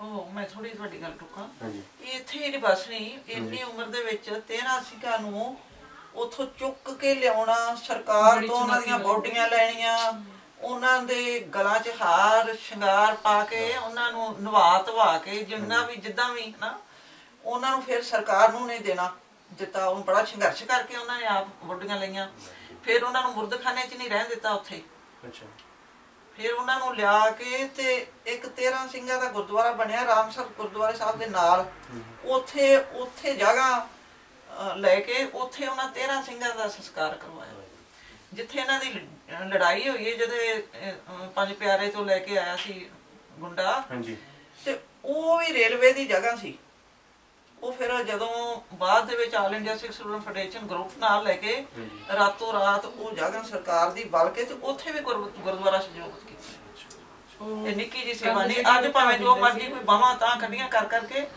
ਉਹਨਾਂ ਸਮਿਆਂ ਦੇ ਵਿੱਚ ਰਾਤ ਨੂੰ ਜਾਣਾ ਇਹਨਾਂ ਨੇ ਮੁੰਡਿਆਂ ਨੌਜਵਾਨਾਂ ਨੇ ਤੇ ਟਰਾਲੀਆਂ 'ਚ ਪਾਣੀ ਲੈ ਲੈ ਜਾਣਾ ਤੇ ਰਾਤ ਕੰਧ ਕਰਨੀ ਦਿਨੇ ਉਹਨਾਂ ਨੇ ਢਾ ਦੇਣੀ ਵੀ ਇਹ ਰੇਲਵੇ ਦੀ ਥਾਂ ਹੈ ਤੁਸੀਂ ਇੱਥੇ ਕਿਹੜਾ ਮਨ ਮਾਰਨਾ ਹੈ ਇਹਨਾਂ ਨੇ ਸਿੱਖਾਂ ਜਿਹੜਾ ਸਿੱਖਾਂ ਅਫਸਰਾਂ ਨੂੰ ਵੀ ਚਿੱਠੀਆਂ ਲਿਖ ਪਾਉਣੀਆਂ ਵੀ ਤੁਸੀਂ ਇਹਨਾਂ ਕੰਮਾਂ 'ਚ ਨਾ ਆਓ ਅਸੀਂ ਇਹ ਛੱਡਣੀ ਨਹੀਂ ਸਾਨੂੰ ਤੁਹਾਡੇ ਨਾਲ ਸੰਘਰਸ਼ ਲੜਨੇ ਪੈਣੇ ਫਿਰ ਇਹਨਾਂ ਨੇ ਰਾਤੋਂ ਰਾਤ ਫਿਰ ਉਹਨਾਂ ਨੇ ਉਹ ਮਤਲਬ ਉਹਦੇ ਵਿੱਚ ਗੁਰਦੁਆਰਾ ਬਣਾਇਆ ਉੱਥੇ ਵੀ ਇਹ ਉਹ ਵੀ ਇਹਨਾਂ ਦੀ ਸੇਵਾ ਆਲ ਇੰਡੀਆ ਸਿੱਖ ਸਟੂਡੈਂਟ ਫੈਡਰੇਸ਼ਨ ਗਰੁੱਪ ਦੀ ਸੇਵਾ ਹੈ So what Mataji is saying is that she's just kind of elaborating on what was said, that she said it's one thing washing the bodies and doing things like that, but Bhai Amrik was instrumental in getting those bodies back. The government was so horrific that they not only killed these 13 Sikh, but they wouldn't even give the bodies back. Bhai Amrik Singh was instrumental in using using law, using his own brains and his own spirit and his own courage in even getting those bodies back. There's a Gurdwara made there as well, and there's a Gurdwara made there by influence which Gurdwara Shahidganj B block Gurdwara Shahidganj Amritsar de vich and that's still there today, and that's a legacy of Bhai Amrik Singh Ji. ਮਾਤਾ ਜੀ ਜਦੋਂ ਹੁਣ ਫਿਰ ਸੰਘਰਸ਼ ਚੱਲਦਾ ਆ ਜਦੋਂ ਭਾਈ ਅਮਰੀਕ ਸਿੰਘ ਉਹਨਾਂ ਦੀ ਗ੍ਰਿਫਤਾਰੀ ਹੁੰਦੀ ਆ ਬਾਬਾ ਥਾਰਾ ਸਿੰਘ ਜੀ ਨਾਲ ਉਦੋਂ ਤੁਹਾਨੂੰ ਲੱਗਦਾ ਸੀ ਕਿ ਹੁਣ ਸ਼ਾਇਦ ਜ਼ਿਆਦਾ ਗਰਮ ਹੋ ਗਿਆ ਕੰਮ ਤੇ ਮਰ ਜਾ ਹੁਣ ਪਿੱਛੇ ਹਟ ਜਾਓ ਪਰਿਵਾਰ ਵੀ ਹੈਗਾ ਨਿਆਣੇ ਵੀ ਹੈਗੇ ਤੇਰੇ ਉਹ ਸਾਡੇ ਇੱਕ ਮਾਤਾ ਜੀ ਮਾਤਾ ਗੁਰਦੀਪ ਕੌਰ ਸੀ ਉਹਨਾਂ ਨੇ ਇੱਕ ਵਾਰੀ ਆਖਿਆ ਸਾਡੀ ਜ਼ਰੂਰਤ ਨਹੀਂ ਸੀ ਪੈਂਦੀ ਉਹਨਾਂ ਨੂੰ ਤੇ ਅਸੀਂ ਡਰਦੇ ਸੀ ਹਾਂਜੀ ਉਹ ਮਾਤਾ ਜੀ ਕਹਿੰਦੇ ਭਾਈ ਅਮਰੀਕ ਸਿੰਘ ਤੈਨੂੰ ਪਤਾ ਹੈ ਵੀ ਤੇਰੇ ਕੋਲ ਬੇਟਾ ਨਹੀਂ ਹੈਗਾ ਤੁਸੀਂ ਕਿੱਧਰ ਨੂੰ ਜਾ ਰਹੇ ਜੀ ਥੋੜਾ ਜਿਹਾ ਉਹ ਉਹਨਾਂ ਦਾ ਬਹੁਤ ਸਤਿਕਾਰ ਕਰਦੇ ਸੀ ਬੜਾ ਪਿਆਰ ਸੀ ਉਹਨਾਂ ਨਾਲ ਉਹਨਾਂ ਦਾ ਕਹਿੰਦੇ ਮਾਤਾ ਮੈਂ ਤੇਰਾ ਬਹੁਤ ਸਤਿਕਾਰ ਕਰਦਾ ਪਰ ਅੱਜ ਤੋਂ ਬਾਅਦ ਮੈਨੂੰ ਢੈਂਦੀ ਕਰਾਂ ਵਾਲੀ ਗੱਲ ਨਾ ਐਕਚੁਅਲੀ ਮੈਂ ਇੱਕ ਹੋਰ ਤੁਹਾਨੂੰ ਦੱਸਾਂ ਜਦੋਂ ਸੰਤ ਬਾਬਾ ਕਰਤਾਰ ਸਿੰਘ ਹੋਰੀ ਚੜ੍ਹਾਈ ਕਰ ਗਏ ਤੇ ਸੰਤ ਬਾਬਾ ਜਰਨੈਲ ਸੋਹਣਾ ਦੇ ਨਾਲ ਇਹ ਹਜੂਰ ਸਾਹਿਬ ਨੂੰ ਗਏ ਉੱਥੇ ਇਨਸਾਨੀਅਤ ਸਿੰਘ ਕਈ ਹੁੰਦੇ ਆ ਉਹ ਵਿਚਾਰਾਂ ਕਰਨ ਲੱਗ ਪਏ ਕਿਸੇ ਦੇ ਘਰ ਸੀ ਜਦੋਂ ਪ੍ਰਸ਼ਾਦਾ ਛਕਾਇਆ ਉਹਨਾਂ ਨੇ 2 ਦਸਤਾਰਾਂ ਲਿਆਂਦੀਆਂ ਇੱਕ ਸੰਤ ਬਾਬਾ ਜਰਨੈਲ ਸਿੰਘ ਨੂੰ ਦਿੱਤੀ ਇੱਕ ਭਾਈ ਅਮਰੀਕ ਸਿੰਘ ਨੂੰ ਦਿੱਤੀ ਉਹ ਕਿਸੇ ਸਿੰਘ ਨੇ ਗੱਲ ਕਰਤੀ ਵੀ ਹੁਣ ਤਾਂ 2 ਬਾਬੇ ਹੋ ਗਏ ਹੈਨਾ ਵੀ ਦੋ ਨੂੰ ਜਿਹੜਾ ਕੋਈ ਲੰਗਰ ਕਰੂ ਉਹ ਦੋ ਦਾ ਸਤਿਕਾਰ ਕਰਿਆ ਕਰੂਗਾ ਉਹ ਸੁਣ ਲਈ ਉਹ ਮਨ ਤੇ ਬੜੀ ਠੇਸ ਲੱਗੀ ਤੇ ਕਹਿੰਦੇ ਵੀ ਇਹਨਾਂ ਨੇ ਫਿਰ ਉੱਥੇ ਜਾਪ ਸ਼ੁਰੂ ਕੀਤਾ ਵੀ ਮਹਾਰਾਜ ਤੋਂ ਮੈਨੂੰ ਕੀ ਹੁਕਮ ਹੈ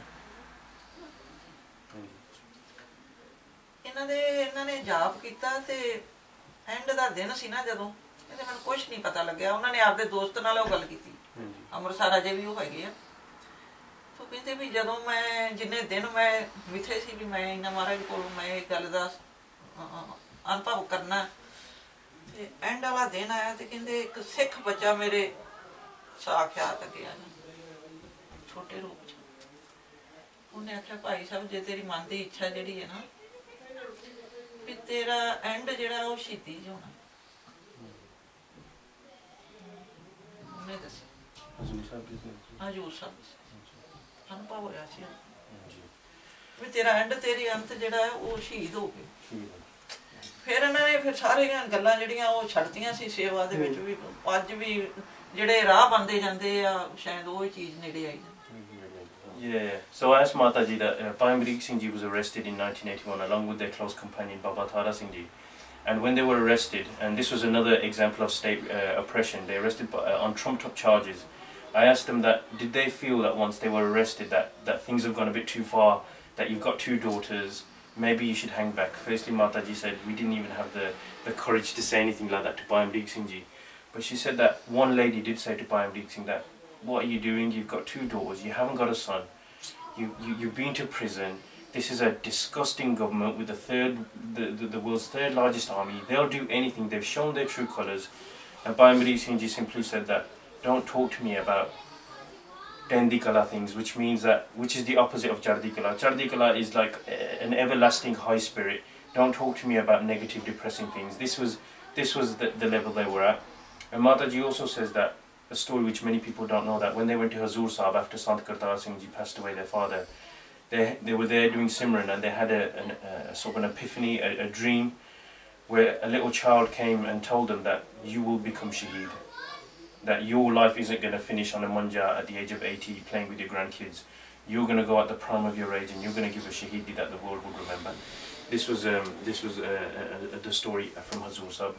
When Mataji ਆਪਾਂ ਜਾਣਦੇ ਆ ਬਲੂ ਸਰਵਰ ਜਦੋਂ ਗ੍ਰਿਫਤਾਰੀ ਤੋਂ ਬਾਅਦ ਭਾਈ ਅਮਰੀਕ ਸਿੰਘ ਕਿੰਨਾ ਘਰ ਸੀਗੇ, ਕਿੰਨਾ ਕੁ ਬਾਹਰ ਸੀਗੇ ਟਕਸਾਲ 'ਚ, ਕਿੰਨਾ ਕੁ ਸੰਤਾਂ ਦੇ ਨਾਲ ਸੀ? ਘਰ ਤਾਂ ਜਾਂਦੇ ਨਹੀਂ ਸੀ। ਘਰ ਤਾਂ ਜਾਂਦੇ ਨਹੀਂ ਸੀ, ਠੀਕ ਹੈ। So after the arrest, Bhai Amrik Singh was very rarely home. ਤੁਹਾਨੂੰ ਕਦੇ ਲੱਗਿਆ ਸੀਗਾ ਵੀ ਚਲੋ ਸਰਕਾਰ ਤਾਂ ਹੈਗੀ ਬੇਈਮਾਨ ਹੈਗੀ, ਅਕਿਰਤ ਕਰਨ ਸਿੱਖਾਂ ਦੇ ਖਿਲਾਫ, ਆ ਤੁਹਾਡੇ ਮਨ 'ਚ ਕਦੇ ਇੱਦਾਂ ਆਇਆ ਵੀ ਟੈਂਕ ਸੱਚਮੁੱਚ ਇੱਥੇ ਲੈ ਕੇ ਆਓਗੇ ਤੇ ਸੱਚਮੁੱਚ? ਇਹ ਨਹੀਂ ਸੀ। ਇਹ ਨਹੀਂ ਸੀ। ਵੱਧ ਤੋਂ ਵੱਧ ਉਹਨਾਂ ਨੂੰ ਪਕੜ ਕੇ ਉਹ ਅੰਦਰ ਕਰ ਸਕਦੇ ਸੀ, ਹੈ ਨਾ, ਉਹਨਾਂ ਤੇ ਕੇਸ ਚਲਾ ਸਕਦੇ ਸੀ, ਜਾਂ ਜਿਹਦਾ ਕੋਈ ਜ਼ਿਆਦਾ ਵਿਗਾੜ ਸਮਝਦੇ ਉਹਨੂੰ ਜਿੱਡੀ ਮਰਜ਼ੀ ਸਜ਼ਾ ਦੇ ਸਕਦੇ ਸੀ। ਪਰ ਇੰਨਾ ਪਤਾ ਨਹੀਂ ਸੀ ਵੀ ਸਾਡੇ ਆਪ ਦੇ ਦੇਸ਼ ਦੇ ਵਿੱਚ ਇੰਨੇ ਵੱਡਾ ਪੈਂਤੜਾ ਜਿਹੜਾ ਇਹ ਸਰਕਾਰ ਚੁੱਕੂਗੀ ਸਿੱਖਾਂ ਵੱਲੋਂ। So I just asked Mataji that in the build-up towards Operation Blue Star, did they feel that the government would actually bring the tanks and do a full-scale military assault on Darbar Sahib? Mataji said that they didn't. They knew that it was a terrible government, that it was oppressive, suppressive, repressive. But we thought at the most they may throw Bhai Amrik Singh back in jail, they may throw Sant Ji back in jail, they may do this and that. But they never felt that in our own country, which we feel is our own country, that our own heart, Harmandir Sahib, would actually get attacked. ਮਾਤਾ ਜੀ ਤੁਸੀਂ ਕਿਹੜੇ ਦਿਨ ਗਏ ਸੀਗੇ ਫਿਰ ਜਦੋਂ blue star ਤੋਂ ਪਹਿਲਾਂ ਗਏ ਸੀਗੇ? ਹਾਂਜੀ। ਤੇ ਉਹ ਅਸੀਂ ਇੱਕ ਹਫ਼ਤਾ ਰਹੀਦਾ, ਸਾਰਾ ਪਰਿਵਾਰ ਹੀ ਉੱਥੇ ਜਾਈਦਾ ਸੀ। ਅੱਛਾ ਜੀ। ਸੰਤਾਂ ਨੂੰ ਮਿਲੀਦਾ ਸੀ, ਇਹਨਾਂ ਨੂੰ ਮਿਲੀਦਾ ਸੀ ਸਾਰੇ, ਹਨਾ। ਅੱਛਾ ਜੀ। ਸੋ ਉਦੋਂ ਵੀ ਅਸੀਂ ਗਏ ਸੀ। ਅੱਛਾ। So Mataji, just before the attack, just probably towards the end of May, they were there at Harmandir Sahib staying as they normally would. ਤੇ ਤੁਹਾਨੂੰ ਭਾਈ ਅਮਰੀਕ ਸਿੰਘ ਨੇ ਕਦੇ ਕਿਹਾ ਸੀ ਕਿ ਹੁਣ ਤੁਸੀਂ ਇੱਥੋਂ ਨਿਕਲ ਜਾਓ ਜਾਂ? ਹਾਂਜੀ। 1 ਤਰੀਕ ਨੂੰ ਜਦੋਂ ਮਤਲਬ ਪਹਿਲੇ ਦਿਨ ਗੋਲੀ ਚੱਲੀ, 1 ਤਰੀਕ ਨੂੰ ਚੱਲੀ ਸੀ। 1 ਤਰੀਕ ਨੂੰ, ਹਾਂਜੀ। 3 ਘੰਟੇ 4 ਘੰਟੇ ਗੋਲੀ ਚੱਲ ਕੇ ਤੇ ਬੰਦ ਹੋ ਗਈ ਸੀ। ਹਾਂਜੀ। ਕਈ ਸ਼ਹੀਦ ਵੀ ਹੋਏ ਸੀ ਸੰਗਤ, ਜਿਹੜੇ ਆਮ ਲੋਕੀ। ਹਾਂਜੀ। ਤੇ ਸਾਡੇ ਕੋਲ ਇੱਕ ਪਰਿਵਾਰ ਆਇਆ ਸੀ, ਇਹਨਾਂ ਦੀ ਚਾਚੇ ਦੀ ਧੀ ਭੈਣ ਲੱਗਦੀ ਸੀ। ਉਹਨੂੰ ਕਹਿੰਦੇ ਵੀ ਤੁਸੀਂ ਹੁਣ ਜਾਓ, ਤੁਸੀਂ ਚਲੇ ਜਾਓ। ਉਹ ਬੜੇ ਹੋਰ ਤਰ੍ਹਾਂ ਹੈਰਾਨ ਹੋਏ ਵੀ ਅੱਗੇ ਮੈਨੂੰ ਇੱਦਾਂ ਕਦੀ ਨਹੀਂ ਕਿਹਾ, ਹਾਂ। ਤੇ ਕਹਿੰਦੇ ਮੈਂ ਸਵੇਰੇ ਜਾਊਂਗੀ, ਬੱਚੇ ਆਂਦੇ ਅਸੀਂ ਰਹਿਣਾ ਦਰਬਾਰ ਸਾਹਿਬ ਘੁੰਮਣਾ। ਕਹਿੰਦੇ ਨਹੀਂ ਤੁਸੀਂ ਹੁਣੇ ਹੀ ਜਾਓ। ਉਹਨੂੰ ਤਾਂ ਅਜੇ ਤਿਆਰ ਨਹੀਂ ਹੋਈ, ਤੇ ਇੱਕ ਮੁੰਡਾ ਸੀ ਨਾਲ ਇਹਨਾਂ ਦਾ ਬੋਡੀਗਾਰਡ ਸੀ, ਉਹਨੂੰ ਕਹਿੰਦੇ ਵੀ ਇਹਨੂੰ ਰਿਕਸ਼ੇ ਤੇ ਚੜਾ ਕੇ ਆਓ, ਹੁਣੇ ਹੀ ਤਿਆਰ ਹੋ ਜਾਂਦਾ, ਵੱਡਾ ਕੱਪੜੇ ਫੜੋ ਆਪਦੇ। ਬੜੇ ਜ਼ਬਰਦਸਤੀ ਉਹਨਾਂ ਨੂੰ ਤੋਰਿਆ। ਮਾਤਾ ਨੇ ਜਾਣਾ ਸੀ, ਮੇਰੀ ਵੱਡੀ ਬੇਟੀ, ਹੈ ਨਾ, ਉਹਨੂੰ ਕਹਿੰਦੇ ਮਾਤਾ ਜੀ ਤੁਸੀਂ ਵੀ ਜਾਓ। ਮੈਂ ਥੋੜਾ ਮੈਂ ਕਿਹਾ ਵੀ ਮੇਰਾ ਨਹੀਂ, ਮੈਂ 2 ਦਿਨ ਪਹਿਲਾਂ ਹੀ ਆਖਿਆ ਸੀ ਵੀ ਮੈਂ ਐਤਕੀ ਨਹੀਂ, ਐਤਕੀ ਰਹੂੰਗੀ 2-4 ਦਿਨ, ਮੈਨੂੰ ਹਾਲਾਤ ਜੇ ਹੋਰ ਤਰ੍ਹਾਂ ਲੱਗਦੇ। So I asked Mataji, did Bhai Amrik... ਮੈਨੂੰ ਕੰਪੈਲ ਨਹੀਂ ਕੀਤਾ। I asked Mataji, when it looked like things were heating up there, did Bhai Amrik Singh Ji ever say to Mataji that you should leave now? Mataji said Bhai Amrik Singh Ji did say on the 1st of June. ਲੋਕਾਂ ਨੂੰ ਲੋਕੀ ਕਹਿੰਦੇ ਵੀ 3 ਜੂਨ ਨੂੰ attack ਸ਼ੁਰੂ ਹੋਇਆ, ਅਸਲੀ 1 ਜੂਨ ਨੂੰ ਹੋਇਆ ਨਾ ਅਟੈਕ ਸ਼ੁਰੂ। ਥੋੜੀ ਗੋਲੀ ਜਿਹੜੀ ਥੋੜਾ ਚਿਰ ਚੱਲ ਕੇ ਫਿਰ ਬੰਦ ਕਰਤੀ ਤੇ ਬਾਅਦ ਦੇ ਵਿੱਚ ਫਿਰ 4 ਤਰੀਕ ਨੂੰ ਮੇਰੇ ਖਿਆਲ ਸ਼ੁਰੂ ਹੋਇਆ। So on the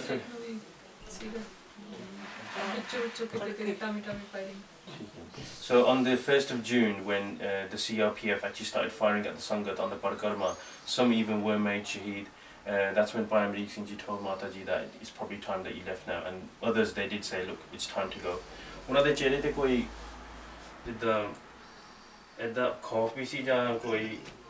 ਇਹ ਸਾਡੇ ਕੋਲ ਨਹੀਂ ਸੀ ਉਹ ਹੈਗੀ। ਅਸਲੀਅਤ ਗੱਲ ਹੈ ਜਿਹੜੀ 100 ਸਾਲ ਬਾਅਦ ਵੀ ਹੋਣੀ ਹੈ। ਹਾਂਜੀ। ਤੇ ਉਹ ਤਾਂ ਪਹਿਲਾਂ ਸਾਨੂੰ ਕਹਿੰਦੇ ਸੀ ਵੀ ਤੁਸੀਂ ਜਾਓ, ਫਿਰ ਉਹਨਾਂ ਨੇ ਸਾਨੂੰ ਆਖਿਆ ਸੀ ਵੀ ਬੇਸ਼ੱਕ ਜੇ ਰਹਿਣਾ ਹੈ ਤੇ ਮੈਂ ਤੁਹਾਨੂੰ ਕੰਪੈਲ ਨਹੀਂ ਕਰਦਾ, ਪਰ ਅਸੀਂ ਤੁਹਾਡੇ ਗੋਡੇ ਨਾਲ ਲੱਗ ਕੇ ਨਹੀਂ ਬਹਿਣਾ, ਅਸੀਂ ਆਪਣੇ ਕੰਮ ਕਰਨੇ ਆ, ਤੁਸੀਂ ਪਤਾ ਨਹੀਂ ਕਿੱਥੇ ਹੋਣਾ।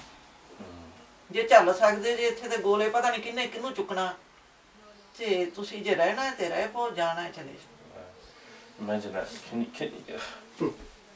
Bhai Amrik Singh Ji didn't compel Mataji to leave, but he said that you should go. But he said if you want to stay, I'm not going to force you to go. You can stay, but I'm not going to be running around you. I'm going to be defending the house of Guru Ramdas. Imagine that spirit, man. Like we have wife and kids. We have your whole life revolves around protecting them. Imagine that.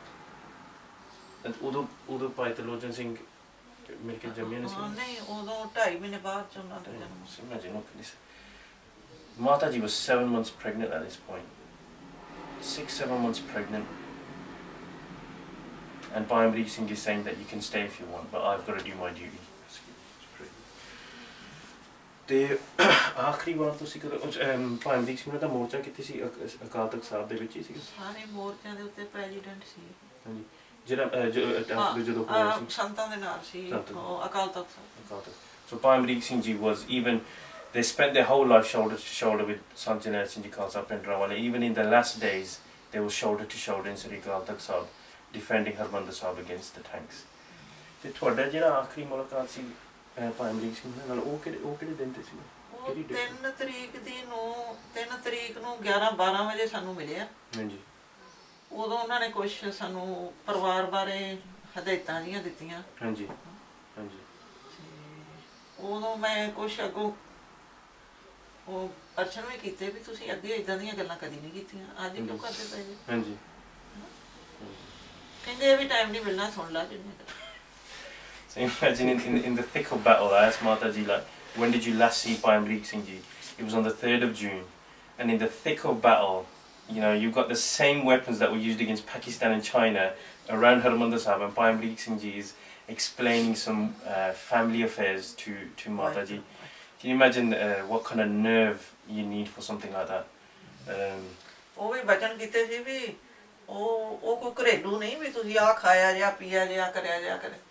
ਉਹ ਕਹਿੰਦੇ ਵੀ ਮੇਰੇ ਪਿਤਾ ਦਾ ਸੰਤ ਬਾਬਾ ਕਰਤਾਰ ਸਿੰਘ ਦਾ ਗੁਰਦੁਆਰਾ ਬਣਨਾ ਉਹ ਅੱਧਾ ਥੋੜਾ ਸੀ ਵੀ ਉੱਥੇ ਉਹ ਗੁਰਦੁਆਰਾ ਮੈਂ ਸ਼ੁਰੂ ਕੀਤਾ, ਉਹ ਬਣਨਾ ਚਾਹੀਦਾ। ਕੁਛ ਕਿਸੇ ਤੋਂ ਪੈਸੇ ਫੜੇ ਸੀ ਸਾਡੇ ਪਰਿਵਾਰ ਨੇ, ਉਹ ਜਥੇ 'ਚ ਸਿੰਘ ਰਹਿੰਦਾ ਸੀ, ਉਹਨੂੰ ਮੋੜਤੇ ਸੀ, ਥੋੜੇ ਜਿਹੇ ਰਹਿੰਦੇ ਸੀ, ਉਹ ਸੰਤ ਬਾਬਾ ਜਰਨੈਲ ਸਿੰਘ ਨੇ ਉਹਨੂੰ ਦੇਤੇ ਸੀ ਵੀ ਸਾਡੇ ਕੋਲੋਂ ਇੱਕੇ ਵਾਰ ਦਿੱਤੇ ਨਹੀਂ ਸੀ ਗਏ, ਉਹਨੂੰ ਦੇਤੇ। ਤੇ ਉਹਨਾਂ ਦੇ ਮਨ ਤੇ ਇਹ ਸੀ ਵੀ ਉਹ ਪੈਸੇ ਜਿਹੜੇ ਆ ਉਹ ਟਕਸਾਲ ਦੇ ਗਏ ਆ, ਉਹ ਟਕਸਾਲ ਨੂੰ ਮੋੜਨੇ ਆ ਤੁਸੀਂ। ਮੈਨੂੰ ਹਦਾਇਤ ਕੀਤੀ ਸੀ। ਮੈਂ ਅੱਗੋਂ ਇਹ ਆਖਿਆ ਸੀ ਵੀ ਸਾਡੀ ਜੁਆਇੰਟ ਫੈਮਿਲੀ ਇਕੱਠੀ ਆ, ਤੇ ਮੇਰਾ ਖਿਆਲ 60,000 ਰੁਪਇਆ ਸੀ, ਤੇ ਮੇਰਾ ਖਿਆਲ ਮੇਰੇ ਨਾ ਆਖੇ ਲੱਗਣ ਤੇ ਫੇਰ ਕਿਉਂ? ਕਹਿੰਦੇ ਮੈਂ ਸੁਰਖਰੂ ਹੋਣਾ ਜਾਣਾ ਚਾਹੁੰਦਾ ਵੀ ਮੇਰੇ ਤੇ ਕਰਜ਼ਾ ਨਾ ਰਹਿ ਜੇ, ਤੇ ਤੂੰ ਇਹਦਾ ਉਦਮ ਕਰਨਾ ਹੈ, ਮਹਾਰਾਜ ਆਪੇ ਕਰਨਗੇ। ਉਹ ਏਦਾਂ ਹੀ ਹੋਇਆ। ਸਾਡਾ ਟਰੈਕਟਰ ਸੀ ਜਦੋਂ ਵਿਕਿਆ, ਫਿਰ ਮੈਂ ਆਪਦੇ ਉਹ ਪਤਿਆਵਰਿਆਂ ਨੂੰ ਰਿਕੁਐਸਟ ਕੀਤੀ, ਉਹਨਾਂ ਨੇ ਉਹ ਪੈਸੇ ਬਾਬੇ ਠਾਕਰ ਸਿੰਘ ਨੂੰ ਦੇ ਕੇ ਅਰਦਾਸ। Because just to expand on Bhai Amrik Singh's nerve, imagine howitzer helicopters, Vijayanta battle tanks, SAS trained soldiers all landing, and Bhai Amrik Singh is saying to Mataji, there's a Gurdwara that we started to build, make sure that's completed, and this money that's owed to the Taksal, make sure they get it back. I mean, imagine honour and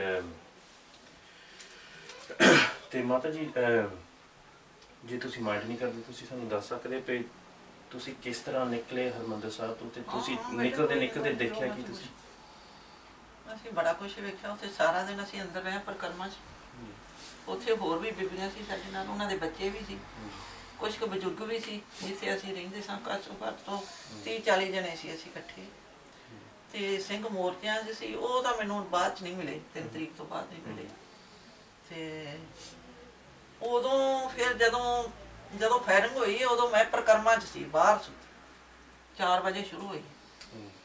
ਜਦੋਂ ਮਹਾਰਾਜ ਦਾ 3 ਵਜੇ ਹੁਕਮਨਾਮਾ ਹੋਇਆ ਤੇ ਰਾਗੀ ਸਿੰਘ ਕੀਰਤਨ ਕਰਕੇ ਬਾਹਰ ਨਿਕਲੇ ਆ, ਉਦੋਂ ਗਰਨੇਟਾਂ ਦੀ ਵਰਖਾ ਹੋਈ ਹੈ। ਸੰਗਤ ਐਨ ਗਹਿਮਾ ਗਹਿਮ ਪਰਿਕਰਮਾ 'ਚ ਸੀ। ਉਦੋਂ ਇੱਕਦਮ ਇਹਨਾਂ ਨੇ ਗਰਨੇਟਾਂ ਦਾ ਹਮਲਾ ਕੀਤਾ। ਤੋਂ ਅਸੀਂ ਭੱਜ ਕੇ, ਬੇਟੀ ਮੇਰੇ ਨਾਲ ਸੀ ਛੋਟੀ ਜੀ, ਅਸੀਂ ਉਧਰ ਨੂੰ ਵੀ ਪਰਿਕਰਮਾ ਦਾ ਰਸਤਾ ਕੱਟ ਕੇ ਤੇ ਉਹਦੇ ਵਿੱਚ ਜਦੋਂ ਕਮਰੇ ਦੇ ਵਿੱਚ ਐਂਟਰੀ ਕੀਤੀ ਹੈ, ਉਦੋਂ ਮੈਂ ਵੇਖਿਆ ਜਿੰਨੇ ਮੈਂ ਇੱਕ ਤਾਂ ਝਾੜੂ ਚੁੱਕਦਾ, ਜਿਹੜੀ ਸੇਵਾ ਨਹੀਂ ਕਰਦੇ ਉੱਥੇ ਸੇਵਾਦਾਰ, ਉਹਨੇ ਝਾੜੂ ਰੱਖੇ ਸੀ। ਜਿਹੜੇ ਉੱਥੋਂ ਕੀਰਤਨ ਕਰਕੇ ਜਥਾ ਆਇਆ, ਉਹ ਸਾਰੇ ਦਾ ਸਾਰਾ ਜਥਾ ਅਸੀਂ ਭੱਜ ਕੇ ਅਸੀਂ ਅੰਦਰ ਚਲੇ ਗਏ। ਉਦੋਂ ਬਾਅਦ ਮੈਨੂੰ ਨਹੀਂ। So as Mataji, when did she leave and how did she escape? She said ਗਰਨੇਟਾਂ ਨਾਲ ਹੁਣ ਜਿਹੜੀ ਭਰੀ ਪਰਿਕਰਮਾ ਹੈ ਉਹਨੇ ਜਿੱਥੇ ਵੱਜਣਾ ਉੱਥੇ। So Mataji said she left, and when she left there was countless bibiyan of her age, older, younger, countless children. She had Benji Banjit Kaur with thodi umar kitni si? 10 ਸਾਲ। So Benji was 3.5 years old. She said the Kirtanis that were doing Kirtan at Harmandir Sahib, they were murdered. Grenades were flying, and she saw bodies on the Parkarma, and pretty much probably blanked out after that. She somehow escaped Harmandir Sahib. Maybe it's to bring this story to us, to bring this story to you guys. ਜਦੋਂ ਮਾਤਾ ਜੀ ਤੁਸੀਂ ਨਿਕਲੇ ਤੇ ਹੁਣ ਜ਼ਿਆਦਾ time ਨਹੀਂ ਦੇਣਾ ਪਤਾ। ਹਰਮੰਦਰ ਸਾਹਿਬ ਤੋਂ ਬਾਅਦ ਇੱਦਾਂ ਨਹੀਂ ਸੀ ਵੀ ਆਰਮੀ ਹੁਣ ਮੁੜ ਕੇ ਚਲ ਗਈ ਦਿੱਲੀ ਨੂੰ। ਆਪਰੇਸ਼ਨ ਵੁੱਡ ਰੋਜ਼, ਆਪਰੇਸ਼ਨ ਮੈਟਲ, ਆਪਰੇਸ਼ਨ ਸ਼ੁੱਧੀਕਰਨ, ਸਾਰਾ ਕੁਝ ਹੋਇਆ। ਤੁਸੀਂ ਐਡੇ ਵੱਡੇ ਨੈਸ਼ਨਲ ਹੀਰੋ ਦੇ ਤੁਸੀਂ ਫੈਮਲੀਆਂ, ਤੁਸੀਂ ਆਪਣੇ ਬੱਚੇ ਕਿੱਦਾਂ ਪਾਲੇ ਉਸ ਮਾਹੌਲ ਵਿੱਚ ਜਦੋਂ ਸਾਰਾ ਸਿੱਖਾਂ ਦਾ ਸ਼ਿਕਾਰ ਖੇਡੀ ਜਾਂਦਾ ਸੀ? ਫਿਰ ਹੁਣ ਬੱਚਿਆਂ ਪਾਲਣੇ ਪੈਣਾ ਸੀ। ਅਸੀਂ ਅੰਮ੍ਰਿਤਸਰ ਜ਼ਿਲ੍ਹੇ ਚੋਂ ਸਨ 81 ਚ ਮੁਕਤਸਰ ਸਾਹਿਬ ਜ਼ਮੀਨ ਲਈ ਸੀ। ਮੋਰਚੇ ਲੱਗਣ ਤੋਂ 2.5 ਸਾਲ ਪਹਿਲੋਂ ਅਸੀਂ ਇੱਥੇ ਸੀ। ਇੱਥੇ ਆ ਗਏ ਸੀ ਬੱਚੇ। ਵਾਹੀ ਜੋਤੀ ਚੱਲਦੀ ਸੀ, ਸਾਡੇ ਘਰ ਦਾ ਕੰਮ ਉਦਾਂ ਹੀ। ਹੁਣ ਸਾਨੂੰ ਘੇਰੇ ਤਾਂ ਰੋਜ਼ ਹੀ ਪੈਂਦੇ ਸੀ ਵੀ ਜੇ ਕੋਈ ਸਾਡੇ ਘਰ ਪ੍ਰਾਹੁਣਾ ਵੀ ਆ ਜਾਂਦਾ ਸੀ ਤੇ ਉਹ ਵੀ ਆਦੇ ਸੀ ਵੀ ਇਹ ਤੇ ਕੋਈ ਖਤਰਨਾਕ ਅੱਤਵਾਦੀ ਆ ਜਾਇਆ। ਸਾਡੇ 4-6 ਏਜੰਸੀਆਂ ਲੱਗੀਆਂ ਸੀ ਤੇ ਉਹ ਫਿਰ ਦਿਨ ਚੜ੍ਹਦੇ ਨੂੰ ਉਹਨੂੰ ਅੰਦਰੋਂ ਉਠਾਉਣ ਆ ਜਾਂਦੇ ਸੀ। ਇੱਕ ਵਾਰੀ ਮਾਤਾ ਦਾ ਭਤੀਆ, ਉਹ ਮੁਲਾਜ਼ਮ ਸੀ ਗੁਰਦੁਆਰੇ ਸਾਹਿਬ, ਉਹ ਰਾਤ ਸਾਡੇ ਕੋਲ ਆ ਗਿਆ ਤੇ ਖਬਰ ਲੱਗੀ ਵੀ ਬੜਾ ਵੱਡਾ ਅੱਤਵਾਦੀ ਇਹਨਾਂ ਦੇ ਕਮਰੇ ਦੇ ਵਿੱਚ ਅੱਜ ਰਾਤ। ਉਹ ਦਿਨ ਚੜ੍ਹਦਿਆਂ ਨਾਲ ਹੀ ਉਹਨਾਂ ਨੇ ਜਾ ਉਸੇ ਮੰਜੇ ਤੋਂ ਉਠਾਇਆ। ਮਾਤਾ ਸਾਡੀ ਵਿਚਾਰੀ ਕਹਿੰਦੀ ਵੀ ਇਹ ਤਾਂ ਮੁਲਾਜ਼ਮ ਹੈ, ਪਰ ਉਹਨਾਂ ਨਹੀਂ ਮੰਨਿਆ, ਨਾਲ ਲੈ ਗਏ। ਫਿਰ ਮਾਤਾ ਜੀ ਉਹ ਸਾਡੇ ਉੱਥੇ ਜਿਹੜੇ ਸ਼ਰਮਾ ਜੀ ਸੀ, DIG ਪਤਾ ਨਹੀਂ ਕਿਹੜੇ ਸੀ, ਉਹਨਾਂ ਨੂੰ ਜਾ ਕੇ ਤੇ ਛਡਵਾ ਕੇ। So as Mataji, that after Operation Blue Star, the weapons that they used against us, they didn't simply go back. They used them during Operation Woodrow, Shanti, Shuddhikaran, where they sort of looked for us in the fields and they just killed us at will through extrajudicial killings, forced disappearances, fake encounters, the works. And I asked Mataji that, being the family of such a national hero, did you get harassed? How did you bring up your children? She said, we just had to. We just had to bring our children up using that Sikh spirit. But they also were harassed and hounded by agencies, by the police on a daily basis. Anybody who came to stay with them, it was, oh, there's a terrorist here. ਭੈਣ ਜੀ, ਤੁਹਾਨੂੰ ਇਹਦਾ ਕੁਝ ਚੇਤਾ ਜਦ ਤੁਸੀਂ ਵੱਡੇ ਹੁੰਦੇ ਸੀ ਵੀ ਏਜੰਸੀਆਂ ਦੇ ਬੰਦੇ ਸਾਡੇ ਇੱਥੇ ਘੇਰਾ ਪਾਉਂਦੇ ਆ ਜਾਂ ਸਾਡੇ ਕੋਲ ਦੇਖਦੇ ਆ ਜਾਂ ਨਿਗਾਹ ਰੱਖਦੇ ਸਾਡੇ ਤੇ? ਮੈਨੂੰ ਜ਼ਿਆਦਾ ਕੁਝ ਤਾਂ ਯਾਦ ਨਹੀਂ ਹੈਗਾ ਭਾਜੀ, ਪਰ ਇੰਨਾ ਕੁ ਯਾਦ ਹੈ ਵੀ ਜਦੋਂ ਅਸੀਂ ਉੱਥੋਂ ਆਪਣੇ ਪਿੰਡ ਚਲੇ ਗਏ ਤਾਂ ਉਦੋਂ ਬਾਅਦ ਸਾਨੂੰ ਪੜ੍ਹਾਉਣਾ ਸ਼ੁਰੂ ਕੀਤਾ ਇਹਨਾਂ ਨੇ। ਸੇਂਟ ਸੋਲਜਰ ਕਨਵੈਂਟ ਸਕੂਲ ਸੀ, ਕਿਉਂਕਿ ਸਾਡੇ ਪਿਤਾ ਜੀ ਨੇ ਕਈ ਵੀ ਵਚਨ ਕੀਤਾ ਸੀਗਾ ਵੀ ਮੇਰੇ ਬੱਚੇ ਜਿਹੜੇ ਹਾਇਰ ਸਟੱਡੀਜ਼ ਵਿੱਚ ਜਾਣੇ ਚਾਹੀਦੇ ਆ। ਤੇ ਅਸੀਂ ਉੱਥੋਂ ਅਸੀਂ ਬੱਸ ਦੇ ਰਾਹੀਂ ਜਾਂ ਕਿਸੇ ਸਾਧਨ ਦੇ ਰਾਹੀਂ ਆਉਂਦੇ ਹੁੰਦੇ ਸੀਗੇ। ਤਾਂ ਕਈ ਵਾਰ ਇਦਾਂ ਮੈਨੂੰ ਥੋੜਾ ਜਿਹਾ ਇੰਨਾ ਕੁ ਯਾਦ ਆ ਵੀ ਕਈ ਵਾਰ ਸਾਡੇ ਜਿਹੜੇ ਚਾਚੇ ਤਾਏ ਹੁੰਦੇ ਸੀਗੇ ਵੀ ਅੱਜ ਪੁਲਿਸ ਪੈਣੀ ਆ, ਅੱਜ ਤਲਾਸ਼ੀ ਹੋਣੀ ਆ ਘਰ ਦੀ, ਹਨਾ। ਸਾਡੇ ਘਰ ਜਿਹੜੇ ਲਾਈਕ ਨਾਲੋਂ ਨਾਲ ਹੀ ਸੀਗੇ ਤੇ ਕੰਧਾਂ ਨਹੀਂ ਸੀ ਹੁੰਦੀਆਂ ਵਿੱਚ, ਮੇਨ ਗੇਟਸ ਨਹੀਂ ਸੀ ਹੈਗੇ, ਸਿਰਫ ਕਮਰੇ ਤੇ ਅੱਗੇ ਵਿਹੜੇ ਸੀਗੇ। ਨਾਲੋਂ ਨਾਲ 3-4 ਦਾਦਾ ਜੀ ਹੋਰਾਂ ਦੇ ਚਾਚਿਆਂ ਤਾਇਆਂ ਦੇ ਘਰ ਜੁੜੇ ਸੀਗੇ ਪਿੰਡ 'ਚ। ਤਾਂ ਮੈਨੂੰ ਇਹ ਯਾਦ ਆ ਵੀ ਜਦੋਂ ਥੋੜਾ ਜਿਹਾ ਵੀ ਇਹ ਹੁੰਦਾ ਸੀਗਾ ਵੀ ਪੁਲਿਸ ਆਉਣ ਵਾਲੀ ਆ, ਤੇ ਜਿੰਨੇ ਮੇਰੇ ਯੰਗ ਚਾਚੇ ਤਾਏ ਹੁੰਦੇ ਸੀਗੇ, ਗਰਮੀਆਂ ਦੇ ਦਿਨ ਹੁੰਦੇ ਸੀ, ਬਹੁਤ ਸਿਆਲਾਂ ਦੇ ਦਿਨ ਹੁੰਦੇ ਸੀ, ਐਕਸਟ੍ਰੀਮ ਗਰਮੀ ਕਹਿ ਲਓ, ਤਾਂ ਝੋਨੇ ਲੱਗੇ ਹੁੰਦੇ ਸੀ ਤੇ ਪਾਣੀ ਬਹੁਤ ਗਰਮ ਹੁੰਦਾ ਉਦੋਂ ਝੋਨਿਆਂ ਦੇ ਵਿੱਚ। ਤਾਂ ਬਾਪੂ ਜੀ ਜਿਹੜੇ ਹੁੰਦੇ ਸੀਗੇ, ਜਿਹੜੇ ਦਾਦਾ ਜੀ ਮੇਰੇ ਦੇ ਭਰਾ ਸੀਗੇ, ਉਹ ਕੀ ਕਰਦੇ ਸੀਗੇ ਕਿ ਯੰਗ ਜਿਹੜੇ ਸੀ ਚਾਚੇ ਤਾਏ ਉਹਨਾਂ ਨੂੰ ਖੇਤਾਂ ਵੱਲ ਭਜਾ ਦਿੰਦੇ ਸੀ।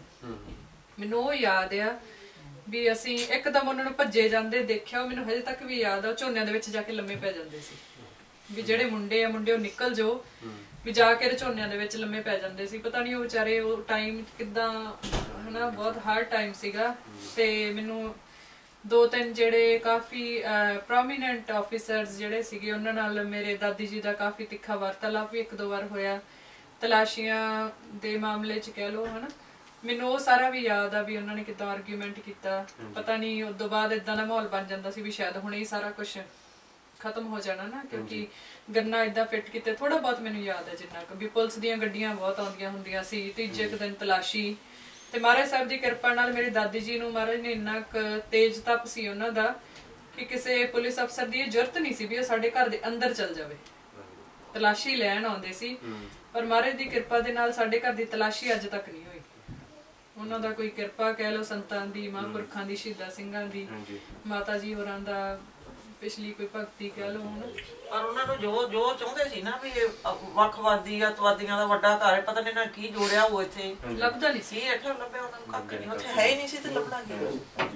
So what Benji saying and Mataji saying is that when Benji was going to school, firstly she fulfilled her father's dream where education was so important to him. She's done high studies herself. Does he Masters in biological sciences. Masters in biological science. Fulfilled her father's dream. She also said, but her home chache tae used to have to run into the fields and just hide when the police were coming. But what they've also said is that no copper, no army man had the audacity to even step foot in their house though. I think this is the spirit of Bhai Amrik Singh Ji, that even after they had left, the police were still too scared to even step foot in Bhai Amrik Singh Ji's house. I think that's testament to the character of not only Bhai Amrik Singh Ji, but also their family. ਭੈਣ ਜੀ ਤੁਹਾਨੂੰ ਇੱਦਾਂ ਲੱਗਦਾ ਵੀ ਤੁਸੀਂ ਭਾਈ ਅਮਰੀਕ ਸਿੰਘ ਜੀ ਨੂੰ ਆਪਣੇ father ਸਾਹਿਬ ਨੂੰ ਜਾਣਦੇ ਆ? That's very tough question. In the sense ਵੀ ਸਾਡੇ ਲਈ ਇੱਕ ਪੰਥਕ ਹੀਰੋ ਆ, ਅਸੀਂ ਮਾੜਾ ਮੋਟਾ ਪੜ੍ਹ ਲੈਂਦੇ ਆ, ਫੋਟੋ ਵਧੀਆ ਦੇਖ ਲੈਂਦੇ ਆ।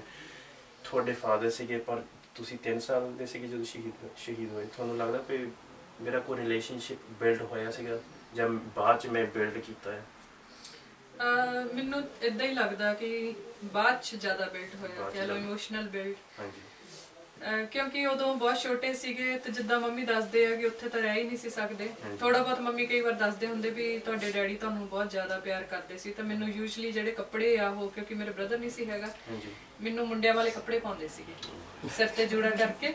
ਸਪਾਰੀ ਸੂਟ ਕਹਿੰਦੇ ਹੁੰਦੇ ਉਹਨੂੰ, ਉਹ safari suit pant coat type ਜਿਹਾ ਹੁੰਦਾ। ਤਾਂ ਉਹ ਯੂਜੂਅਲੀ ਮੈਨੂੰ ਜਿੱਦਾਂ ਦੱਸਿਆ ਜਾਂਦਾ, ਮੈਨੂੰ ਯਾਦ ਨਹੀਂ ਹੈਗਾ, ਤਾਂ ਮੈਨੂੰ ਉਹ ਪਾਉਂਦੇ। ਮੈਨੂੰ ਜੂੜਾ ਹਜੇ ਤੱਕ ਯਾਦ ਆ, ਮੇਰੇ ਮੰਮੀ ਮੇਰਾ ਜੂੜਾ ਕਰਨ ਮੈਂ ਰੋਂਦੀ ਹੁੰਦੀ ਸੀਗੀ। ਤੇ ਮੈਨੂੰ ਥੋੜਾ ਜਿਹਾ ਯਾਦ ਆ, 3 ਸਾਲ ਦੀ, 3.25 ਸਾਲ ਦੀ ਸੀਗੀ ਮੈਂ। ਤਾਂ ਮੋਹ ਤਾਂ ਆਫ ਕੋਰਸ ਹੋਊਗਾ ਹੀ, ਯਾਦ ਨਹੀਂ, ਵੱਖਰੀ ਗੱਲ ਆ। ਤੇ ਮੈਨੂੰ ਇੰਨਾ ਕੁ ਯਾਦ ਆ ਕਿ ਸਾਡੀ ਛੋਟੀ ਜਿਹੀ ਇੱਕ ਰਸੋਈ ਹੁੰਦੀ ਸੀਗੀ, ਜਿੱਥੇ ਲੰਗਰ ਹਾਲ ਆ ਉਹਦੇ ਨਾਲ 2 ਕਮਰੇ ਹੁੰਦੇ ਸੀਗੇ, ਇੱਕ ਥੱਲੇ ਕਮਰਾ ਹੁੰਦਾ ਸੀਗਾ। ਉਹ ਮੈਨੂੰ ਥੋੜਾ ਜਿਹਾ ਯਾਦ ਆ ਇੱਕ ਇਨਸੀਡੈਂਟ, ਸ਼ਾਇਦ ਪਤਾ ਨਹੀਂ, ਮੈਨੂੰ ਏਦਾਂ ਕਈ ਵਾਰ ਲੱਗਦਾ ਹੁੰਦਾ ਵੀ ਉਹ ਸੁਪਨਾ ਸੀ, ਬਾਅਦ 'ਚ ਆਇਆ ਮੈਨੂੰ ਕਿ ਉਸ ਟਾਈਮ ਦਾ ਵਾਕਈ ਕੋਈ ਇਨਸੀਡੈਂਟ ਸੀਗਾ।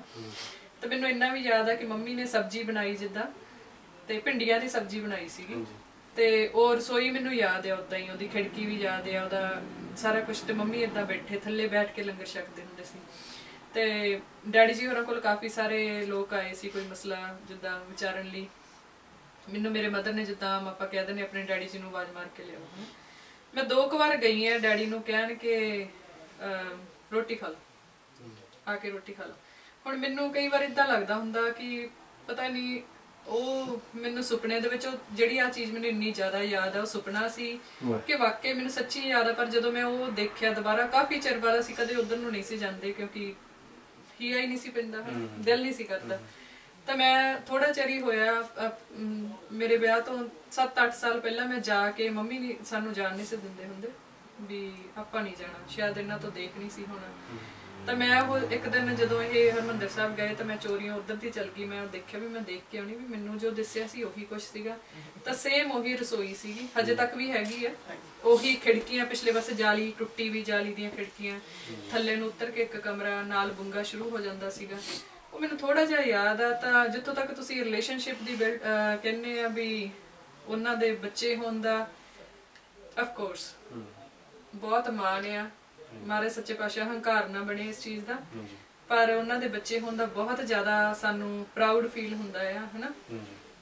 ਅਸੀਂ ਇਹ ਐਕਸਪੈਕਟ ਨਹੀਂ ਕਰਦੇ ਵੀ ਸਾਨੂੰ ਉਹਨਾਂ ਦੇ ਬੱਚੇ ਹੋਣ ਕਰਕੇ ਅਸੀਂ ਸਰੋਪੇ ਗੱਲ ਚ ਪਾਉਣੇ, ਤਾਂ ਕਰਕੇ ਸਾਨੂੰ ਇਹ ਲੱਗਦਾ ਵੀ ਅਸੀਂ ਭਾਈ ਸਾਹਿਬ ਦੇ ਬੱਚੇ ਆ। ਇਹ ਟ੍ਰੈਂਡ ਜਿਹੜਾ ਆ 5-7 ਸਾਲ ਹੋਏ ਸ਼ੁਰੂ ਹੋਇਆ ਨੂੰ, ਤੇ ਅਦਰਵਾਈਜ਼ ਉਦੋਂ ਪਹਿਲਾਂ ਵੀ ਜਦੋਂ ਸਾਨੂੰ ਇਹ ਫੀਲ ਹੁੰਦਾ ਸੀ ਵੀ ਸਾਡੇ ਡੈਡੀ ਦੀ ਇੰਨੀ ਸਟਰੋਂਗ ਸਪਿਰਿਟ ਸੀਗੀ, ਇੰਨੇ ਬਾਣੀ ਪੜ੍ਹਦੇ ਸੀ, ਜਦੋਂ ਉਹਨਾਂ ਦੀ ਅਸੀਂ ਪ੍ਰਚਾਰ ਸੁਣਦੇ ਸੀ, ਆਪਣੇ ਦਾਦਾ ਜੀ ਦਾ ਪ੍ਰਚਾਰ ਸੁਣਦੇ ਸੀ, ਜਦੋਂ ਸਾਡੀ ਕੋਈ ਭੂਆ ਆਉਂਦੀ ਸੀ ਜਾਂ ਜਿਹੜੇ ਸਾਡੇ ਦਾਦੀ ਜੀ ਸੀ, ਕੋਈ ਵੀ ਗੱਲ, ਅਮਰੀਕ ਸਿੰਘ ਇਦਾਂ ਦਾ ਹੁੰਦਾ ਸੀ, ਅਮਰੀਕ ਸਿੰਘ ਆਹ ਕਹਿੰਦਾ ਸੀ, ਅਮਰੀਕ ਸਿੰਘ ਇਸ ਵੇਲੇ, ਜਿੰਨੀਆਂ ਮੈਂ ਉਹਨਾਂ ਦੀਆਂ ਗੱਲਾਂ ਸੁਣੀਆਂ ਸਾਰੀਆਂ ਦੇ ਵਿੱਚ ਕੋਈ ਨਾ ਕੋਈ ਜਿੱਦਾਂ ਮੋਰਲ ਨਹੀਂ ਹੁੰਦਾ, ਕੋਈ ਲੈਸਨ ਹੁੰਦਾ ਆ, ਉਦਾਂ ਦੀਆਂ ਗੱਲਾਂ। ਇੱਕ ਆਮ ਬੰਦੇ ਵਾਂਗੂ ਨਹੀਂ, ਆ ਖਾ ਲਓ, ਆ ਸੂਟ ਲੈ ਜਾਓ, ਮਤਲਬ ਹਰ ਇੱਕ ਚੀਜ਼ ਦੇ ਵਿੱਚ ਹਰ ਇੱਕ ਉਹਨਾਂ ਦੀ ਕੀਤੀ ਵੀ ਗੱਲ, ਉਹਨਾਂ ਦੀ ਮੂਵਮੈਂਟ, ਉਹਨਾਂ ਦਾ ਜੇ ਕਿਤੇ ਜਾਂਦੇ ਵੀ ਸੀਗੇ, ਜਿੰਨਾ ਵੀ ਮੈਂ ਸੁਣਿਆ, ਮੈਂ ਹਮੇਸ਼ਾ ਹੀ ਸੁਣਿਆ ਹੀ ਵਾਸ ਐਨ ਆਈਡਲ ਪਰਸਨੈਲਿਟੀ ਫॉर द ਉਹਨਾਂ ਤੋਂ ਛੋਟਿਆਂ ਲਈ ਵੀ ਤੇ ਉਹਨਾਂ ਤੋਂ ਬਜ਼ੁਰਗਾਂ ਲਈ, ਹਨਾ।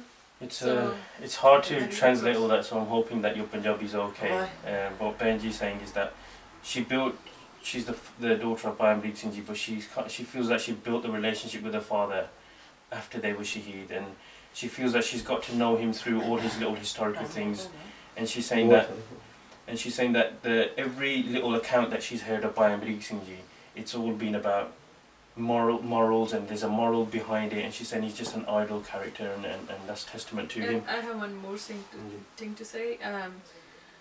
ਜਿੱਦਾਂ ਦਾ ਪਿਆਰ ਮੈਨੂੰ, ਇਹ ਮੈਂ ਗੱਲ ਕਹਿਣਾ ਚਾਹੁੰਦੀ ਸੀਗੀ ਵੀ ਇਹ ਲੋਕਾਂ ਤੱਕ ਪਹੁੰਚੇ, ਜਿਹੜਾ ਮੇਰੇ ਮਨ ਦੀ ਗੱਲ ਸੀਗੀ ਕਿ ਜਿੰਨਾ ਕੁ ਤੁਸੀਂ ਕਹਿੰਦੇ ਇਮੋਸ਼ਨਲ ਬਿਲਡਅਪ ਤੁਹਾਨੂੰ ਕਿੱਦਾਂ ਫੀਲ ਹੁੰਦਾ ਉਹਨਾਂ ਦੇ, ਜਿੰਨਾ ਮਾਣ ਮੈਨੂੰ ਭਾਈ ਅਮਰੀਕ ਸਿੰਘ ਦੀ ਕੁੜੀ ਹੋਣ ਦੇ ਕਰਕੇ ਆ, ਉਦੋਂ ਵੱਧ ਮਾਣ ਸਾਨੂੰ ਸੰਤ ਜਰਨੈਲ ਸਿੰਘ ਖਾਲਸਾ ਭਿੰਡਰਾਂਵਾਲਿਆਂ ਦੇ ਬੱਚੀਆਂ ਹੋਣ ਕਰਕੇ ਵੀ ਆ। ਮਤਲਬ ਕਈ ਵਾਰ ਇਦਾਂ ਹੁੰਦਾ ਕਿ ਭਾਈ ਅਮਰੀਕ ਸਿੰਘ ਤੋਂ ਇੱਕ ਇਮੋਸ਼ਨਲ ਪਿਆਰ ਆਉਣ ਤੋਂ ਪਹਿਲਾਂ ਜਿੱਥੇ ਸੰਤਾਂ ਦੀ ਗੱਲ ਹੁੰਦੀ, ਉਹਨਾਂ ਦਾ ਮੋਹ ਕਈ ਵਾਰ ਜ਼ਿਆਦਾ ਆਉਣਾ ਸ਼ੁਰੂ ਹੋ ਜਾਂਦਾ। ਉਹਨਾਂ ਨੇ ਇਹਨਾਂ ਨੂੰ ਚੁੱਕ ਕੇ ਖੜਾਇਆ, ਸੰਤ ਬਾਬਾ ਜਰਨੈਲ ਸਿੰਘ ਰਾਣੇ ਦੇ ਗੋਦੀ ਦੇ ਵਿੱਚ ਇਹਨਾਂ ਦੀਆਂ ਫੋਟੋਆਂ ਲੱਥੀਆਂ। ਇੱਕ ਜਿਹੜਾ ਪ੍ਰੇਮ ਹੁੰਦਾ ਨਾ, ਹੌਲੀ ਹੌਲੀ, ਪਹਿਲਾਂ ਤਾਂ ਛੋਟੇ ਸੀਗੇ, ਇੱਕ ਪ੍ਰੇਮ ਜਿਹੜਾ ਅੰਦਰੂਨੀ ਪ੍ਰੇਮ ਹੁੰਦਾ ਆ ਸੰਤਾਂ ਦੇ ਨਾਲ, ਉਹ ਇਸ ਹੱਦ ਤੱਕ ਡਿਵੈਲਪ ਹੋ ਰਿਹਾ ਜਾਂ ਹੋ ਚੁੱਕਿਆ ਆ ਵੀ ਇਦਾਂ ਲੱਗਦਾ ਵੀ ਸਾਡੇ ਹੀ ਆ। ਮਤਲਬ you know he is the first always. ਤੇ ਜਦੋਂ ਕੋਈ ਗੱਲ ਵੀ ਕਰਦਾ, ਲੋਕਾਂ ਨੂੰ ਲੱਗਦਾ ਹੋਊਗਾ ਵੀ ਇਹਨੂੰ ਇੱਧਰ ਕਰਤਾ, ਇਹਨੂੰ ਇੱਧਰ ਕਰਤਾ।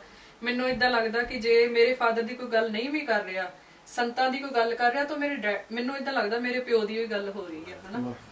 Nobody can separate that. ਉਹਨਾਂ ਦੇ ਵਿੱਚ ਵੀ ਹਵਾ ਵੀ ਨਹੀਂ ਸੀ ਲੰਘਦੀ, ਕਰੀ ਜਾਵੇ ਜਿਹੜਾ ਕੋਈ।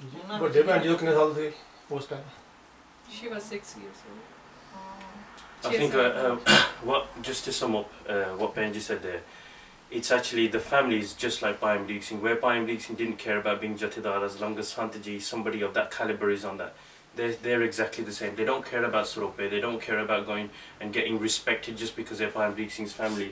They care about the Sangarsh, they care about the Qawm. So they say, even if no one talks about Bhai Amrik Singh Ji, somebody who's worthy of being a Jathedar of Damdam Tiksal, somebody who's on the same level as Bhutta Singh and Garja Singh, they don't care if he's not mentioned as long as Sant Ji is mentioned. That speaks volumes for Bhai Amrik Singh Ji, that speaks volumes for this family. I, for one, am absolutely honoured that they're here. ਆਖਰੀ question ਮਾਤਾ ਜੀ and to ਭੈਣ ਜੀ, ਜੇ ਭਾਈ ਅਮਰੀਕ ਸਿੰਘ ਜੀ ਸਰੀਰਕ ਤੌਰ ਤੇ ਅੱਜ ਸਾਡੇ ਨਾਲ ਹੁੰਦੇ, ਉਹਨਾਂ ਦੇ ਨਾਂ ਤੇ ਸ਼ਹੀਦੀ ਟੂਰਨਾਮੈਂਟ ਹੁੰਦੇ, ਕਬੱਡੀ ਟੂਰਨਾਮੈਂਟ ਹੁੰਦੇ, ਗੁਰਮਤਿ ਕੈਂਪ ਹੁੰਦੀਆਂ, ਹੈਗੇ ਸਾਡੇ ਨਾਲ, ਜੇ ਸਰੀਰਕ ਤੌਰ ਤੇ ਸਾਡੇ ਨਾਲ ਹੁੰਦੇ, ਉਹਨਾਂ ਦਾ ਕੀ ਸੁਨੇਹਾ ਹੁੰਦਾ ਜੋ ਪੰਥ ਦੇ ਵਿੱਚ ਅੱਜ ਹੋ ਰਿਹਾ? ਜਾਂ ਸਟੈਪ ਬਾਏ ਸਟੈਪ ਵੇਖ ਲਓ ਤਾਂ ਗਿਣੀ ਚਲੋ ਕਿੰਨਾ ਵੱਡਾ ਹੋ ਜਾਣਾ ਸੀ ਕੰਮ। ਜਦੋਂ ਉਹਨਾਂ ਸ਼ੁਰੂ ਕੀਤਾ ਸੀ ਉਹਨਾਂ ਮੂਵਮੈਂਟ ਕਿੱਥੇ ਸੀ, ਅੱਜ ਕਿੱਥੇ ਆਉਣੀ ਸੀ, ਇਹਦਾ ਅੰਦਾਜ਼ਾ ਤੁਹਾਨੂੰ ਆਪ ਨੂੰ ਲਾਉਣਾ ਪੈਣਾ।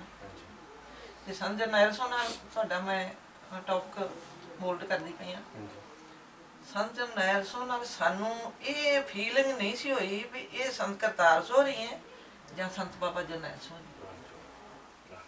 ਇੰਨਾ ਪ੍ਰੇਮ ਰਿਹਾ ਸਾਡਾ ਆਪਦੀ ਫੈਮਿਲੀ ਨੂੰ, ਭਾਵੇਂ ਉਹਨਾਂ ਨੇ ਅੰਦਰ ਲੰਘਣ ਦਿੱਤਾ ਹੈ ਜਾਂ ਨਹੀਂ ਲੰਘਣ ਦਿੱਤਾ, ਉਹਨਾਂ ਨੂੰ ਪਤਾ ਲੱਗ ਜੇ ਵੀ ਮਾਤਾ ਨਰਿੰਜਨ ਕੌਰ ਆਈ ਹੈ ਜਾਂ ਭੈਣ ਜੀ ਆਏ ਆ ਜਾਂ ਸਾਡੇ ਪਰਿਵਾਰ ਦਾ ਕੋਈ ਜੀ ਆਇਆ, ਉਹਨਾਂ ਨੇ ਅੱਧਾ ਆਪ ਅੱਗੋਂ ਚਲੇ ਜਾਣਾ, ਅਸੀਂ।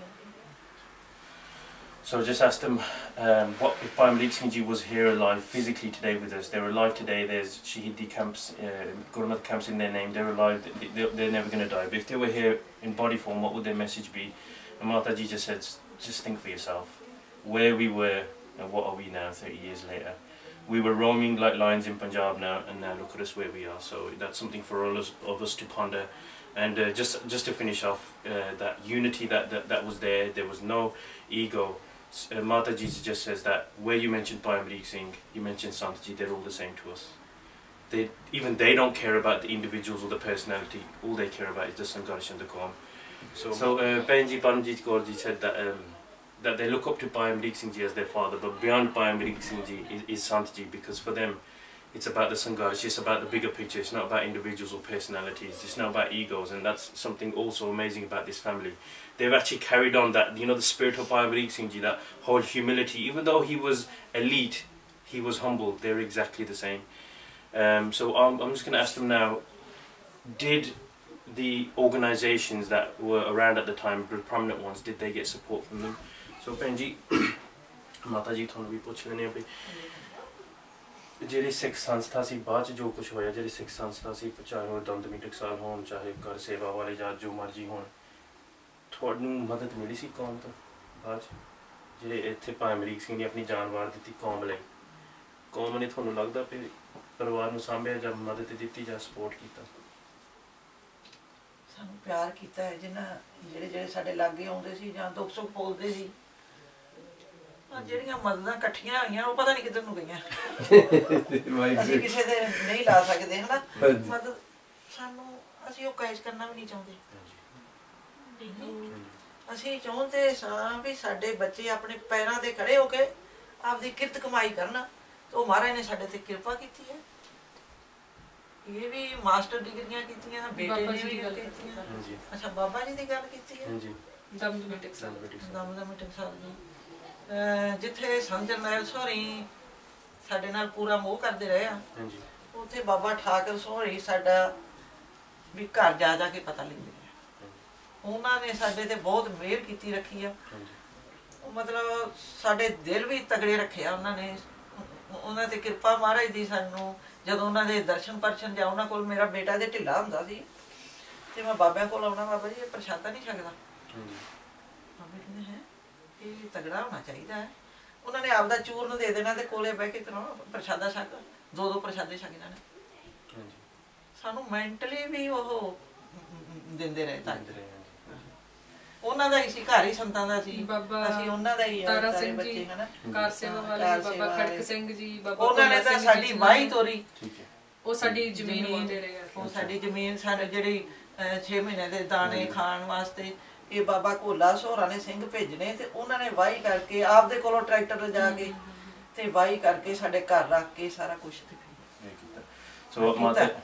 ਮਾਤਾ ਸਰਿਆਲੀ ਵਾਲੇ ਮਾਤਾ ਗੁਰਦੀਪ ਕੌਰ ਹੋਰਾਂ ਨੇ ਸਾਨੂੰ ਪੜਾਇਆ।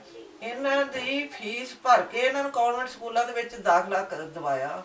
ਉਹ ਕਹਿੰਦੇ ਭਾਈ ਮੈਂ ਅਮਰੀਕ ਸਿੰਘ ਨੇ ਕਿਹਾ ਸੀ ਮੇਰੇ ਬੱਚੇ ਪੜਾਉਣੇ ਆ, ਮੈਂ ਇਹਨਾਂ ਨੂੰ 10ਵੀਂ ਤੱਕ ਉਸ ਸਕੂਲ 'ਚ ਪੜਾਉਣਾ। ਮੈਂ ਕਿਹਾ ਮਾਤਾ ਜੀ ਖਰਚਾ ਬਹੁਤ ਵੱਡਾ, ਉਹਨਾਂ ਨੇ ਆਪਦੀ ਜੇਬ 'ਚੋਂ ਕੱਢ ਕੇ ਉੱਥੇ ਸਕੂਲ ਵਾਲੇ। ਮਾਤਾ ਜੀ ਅੱਜ ਉਹਨਾਂ ਨੂੰ ਇਹ ਨਹੀਂ ਕਹਿਣਾ ਨਹੀਂ ਚਾਹੁੰਦੇ ਵੀ ਅਸੀਂ ਕਿਰਤ ਕਰਨੇ ਜੇ ਅਸੀਂ ਉਹਨਾਂ ਦਾ ਨਾਂ ਨਾ ਲਵਾਂਗੇ।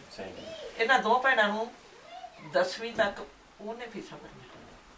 So Mataji saying that we received help from Baba Thakur Singh Ji from Damdam Taksal, a lot of emotional support, asked us every other day how we're doing. There were other people, prominent people who helped till their land as well, looked after their jameen. There were other people who done the fees of their school, Mataji also says that there was also help collected on our behalf, but we don't know where that help went. But they don't want a penny of that, and they don't want it from the people that were collecting it either. So I actually don't know. I'm just a bit lost for words. Benji, just finally, ਤੁਹਾਡਾ ਕੋਈ message ਹੋਵੇ for ਜਿੱਦਾਂ ਸੰਤ ਕਰਤਾਰ ਸਿੰਘ ਜੀ ਪੜ੍ਹੇ ਲਿਖੇ ਹੋ, ਭਾਈ Amrik Singh ji PhD top level, ਤੁਸੀਂ ਵੀ masters ਕੀਤੀ ਹੋ, ਜਿਹੜੇ ਸਾਡੇ ਸਿੱਖ ਬੱਚੇ ਆ ਅਗਲੀ ਜਨਰੇਸ਼ਨ, ਉਹਨਾਂ ਲਈ ਕੋਈ ਮੈਸੇਜ ਹੈਗਾ ਜਿੱਦਾਂ ਜਿਹੜੇ ਪੜ੍ਹਦੇ ਆ ਜਾਂ ਸਕੂਲ ਜਾਂਦੇ ਕਾਲਜ ਜਾਂਦੇ ਆ? ਹਾਂਜੀ, ਵੈਸੇ ਤਾਂ ਮੈਂ ਆਪਣੇ ਆਪ ਨੂੰ ਇੰਨਾ ਯੋਗ ਨਹੀਂ ਸਮਝਦੀ ਵੀ ਮੈਂ ਆਪਣੀ ਹਮ ਉਮਰ ਦੇ ਬੱਚਿਆਂ ਨੂੰ ਸਿੱਖਿਆ ਦੇ ਸਕਾਂ, ਪਰ ਮੈਂ ਕੁਝ ਕੁ ਚੀਜ਼ਾਂ ਕਾਫੀ ਇੱਥੇ ਬਾਰੇ ਪੜ੍ਹੀਆਂ ਸੀ। There is a issue of sexual grooming and ਜਿਹੜੇ ਬੱਚੇ ਉੱਥੋਂ ਕਈ ਸਟੂਡੈਂਟ ਵੀਜ਼ੇ ਤੇ ਆਉਂਦੇ ਆ ਅਨਫੋਰਚੂਨੇਟਲੀ, ਵਿਚਾਰੇ ਪਤਾ ਨਹੀਂ ਮਜਬੂਰੀ ਚ ਕਹਿ ਲਓ, ਸੰਗਤ ਕਰਕੇ ਕਹਿ ਲਓ, ਕਾਫੀ ਕੁਝ ਸੁਣਨ ਨੂੰ ਮਿਲਿਆ। ਤਾਂ ਮੈਨੂੰ ਇੱਦਾਂ ਲੱਗਿਆ, ਬਹੁਤ ਦੁੱਖ ਲੱਗਿਆ ਕਿ ਸਾਡੇ ਭਾਈਚਾਰੇ ਨੂੰ, ਸਾਨੂੰ ਕਾਫੀ ਕੁਝ ਕਰਨ ਦੀ ਹਜੇ ਲੋੜ ਹੈ ਉਹਨਾਂ ਵਾਸਤੇ। ਤਾਂ ਉਹਨਾਂ ਨੂੰ ਮੇਰੀ ਇਹ ਬੇਨਤੀ ਹੈ ਜੀ ਕਿ ਠੀਕ ਆ, ਜਵਾਨੀ ਦਾ ਟਾਈਮ ਹੁੰਦਾ ਆ, ਬਹੁਤ ਇਮੋਸ਼ਨਲ ਸਟ੍ਰੈਸ ਦੇ ਵਿੱਚੋਂ, ਚੇਂਜਸ ਦੇ ਵਿੱਚੋਂ ਬੰਦਾ ਨਿਕਲਦਾ ਆ, ਪਰ ਮੈਂ ਉਹਨਾਂ ਨੂੰ ਇਹੀ ਬੇਨਤੀ ਕਰੂੰਗੀ ਕਿ ਆਪਾਂ ਗੁਰੂ ਗੋਬਿੰਦ ਸਿੰਘ ਦੇ ਧੀਆਂ ਪੁੱਤਰ ਆ, ਮਾਤਾ ਸਾਹਿਬ ਕੌਰ ਦੀਆਂ ਬੱਚੀਆਂ ਆ, ਤੇ ਆਪਾਂ ਆਮ ਲੋਕਾਂ ਦੇ ਵਿੱਚ ਨਹੀਂ ਰਲਣਾ। ਆਪਣੀ ਇੱਕ ਅਲੱਗ ਪਹਿਚਾਣ ਆ ਸਿੱਖੀ ਦੀ, ਆਪਾਂ ਬਾਣੀ ਤੇ ਬਾਣੇ ਦੇ ਵੱਧ ਤੋਂ ਵੱਧ ਧਾਰਨੀ ਹੋਣਾ, ਤਾਂ ਕਿ ਆਪਣੇ ਅੰਦਰ ਦ੍ਰਿੜਤਾ ਆਵੇ, ਆਪਣੇ ਅੰਦਰ ਉਹ ਜ਼ੁਲਮ ਨਾਲ ਲੜਨ ਦੀ ਕਹਿ ਲਓ ਜਾਂ ਫਿਰ ਡਿੱਗਦੀ ਢਹਿੰਦੀ ਕਲਾ ਨਾਲ ਲੜਨ ਦੀ ਸਮਰੱਥਾ ਜਿਹੜੀ ਮਹਾਰਾਜ ਸਾਹਿਬ ਆਪਾਂ ਨੂੰ ਬਖਸ਼ਣ।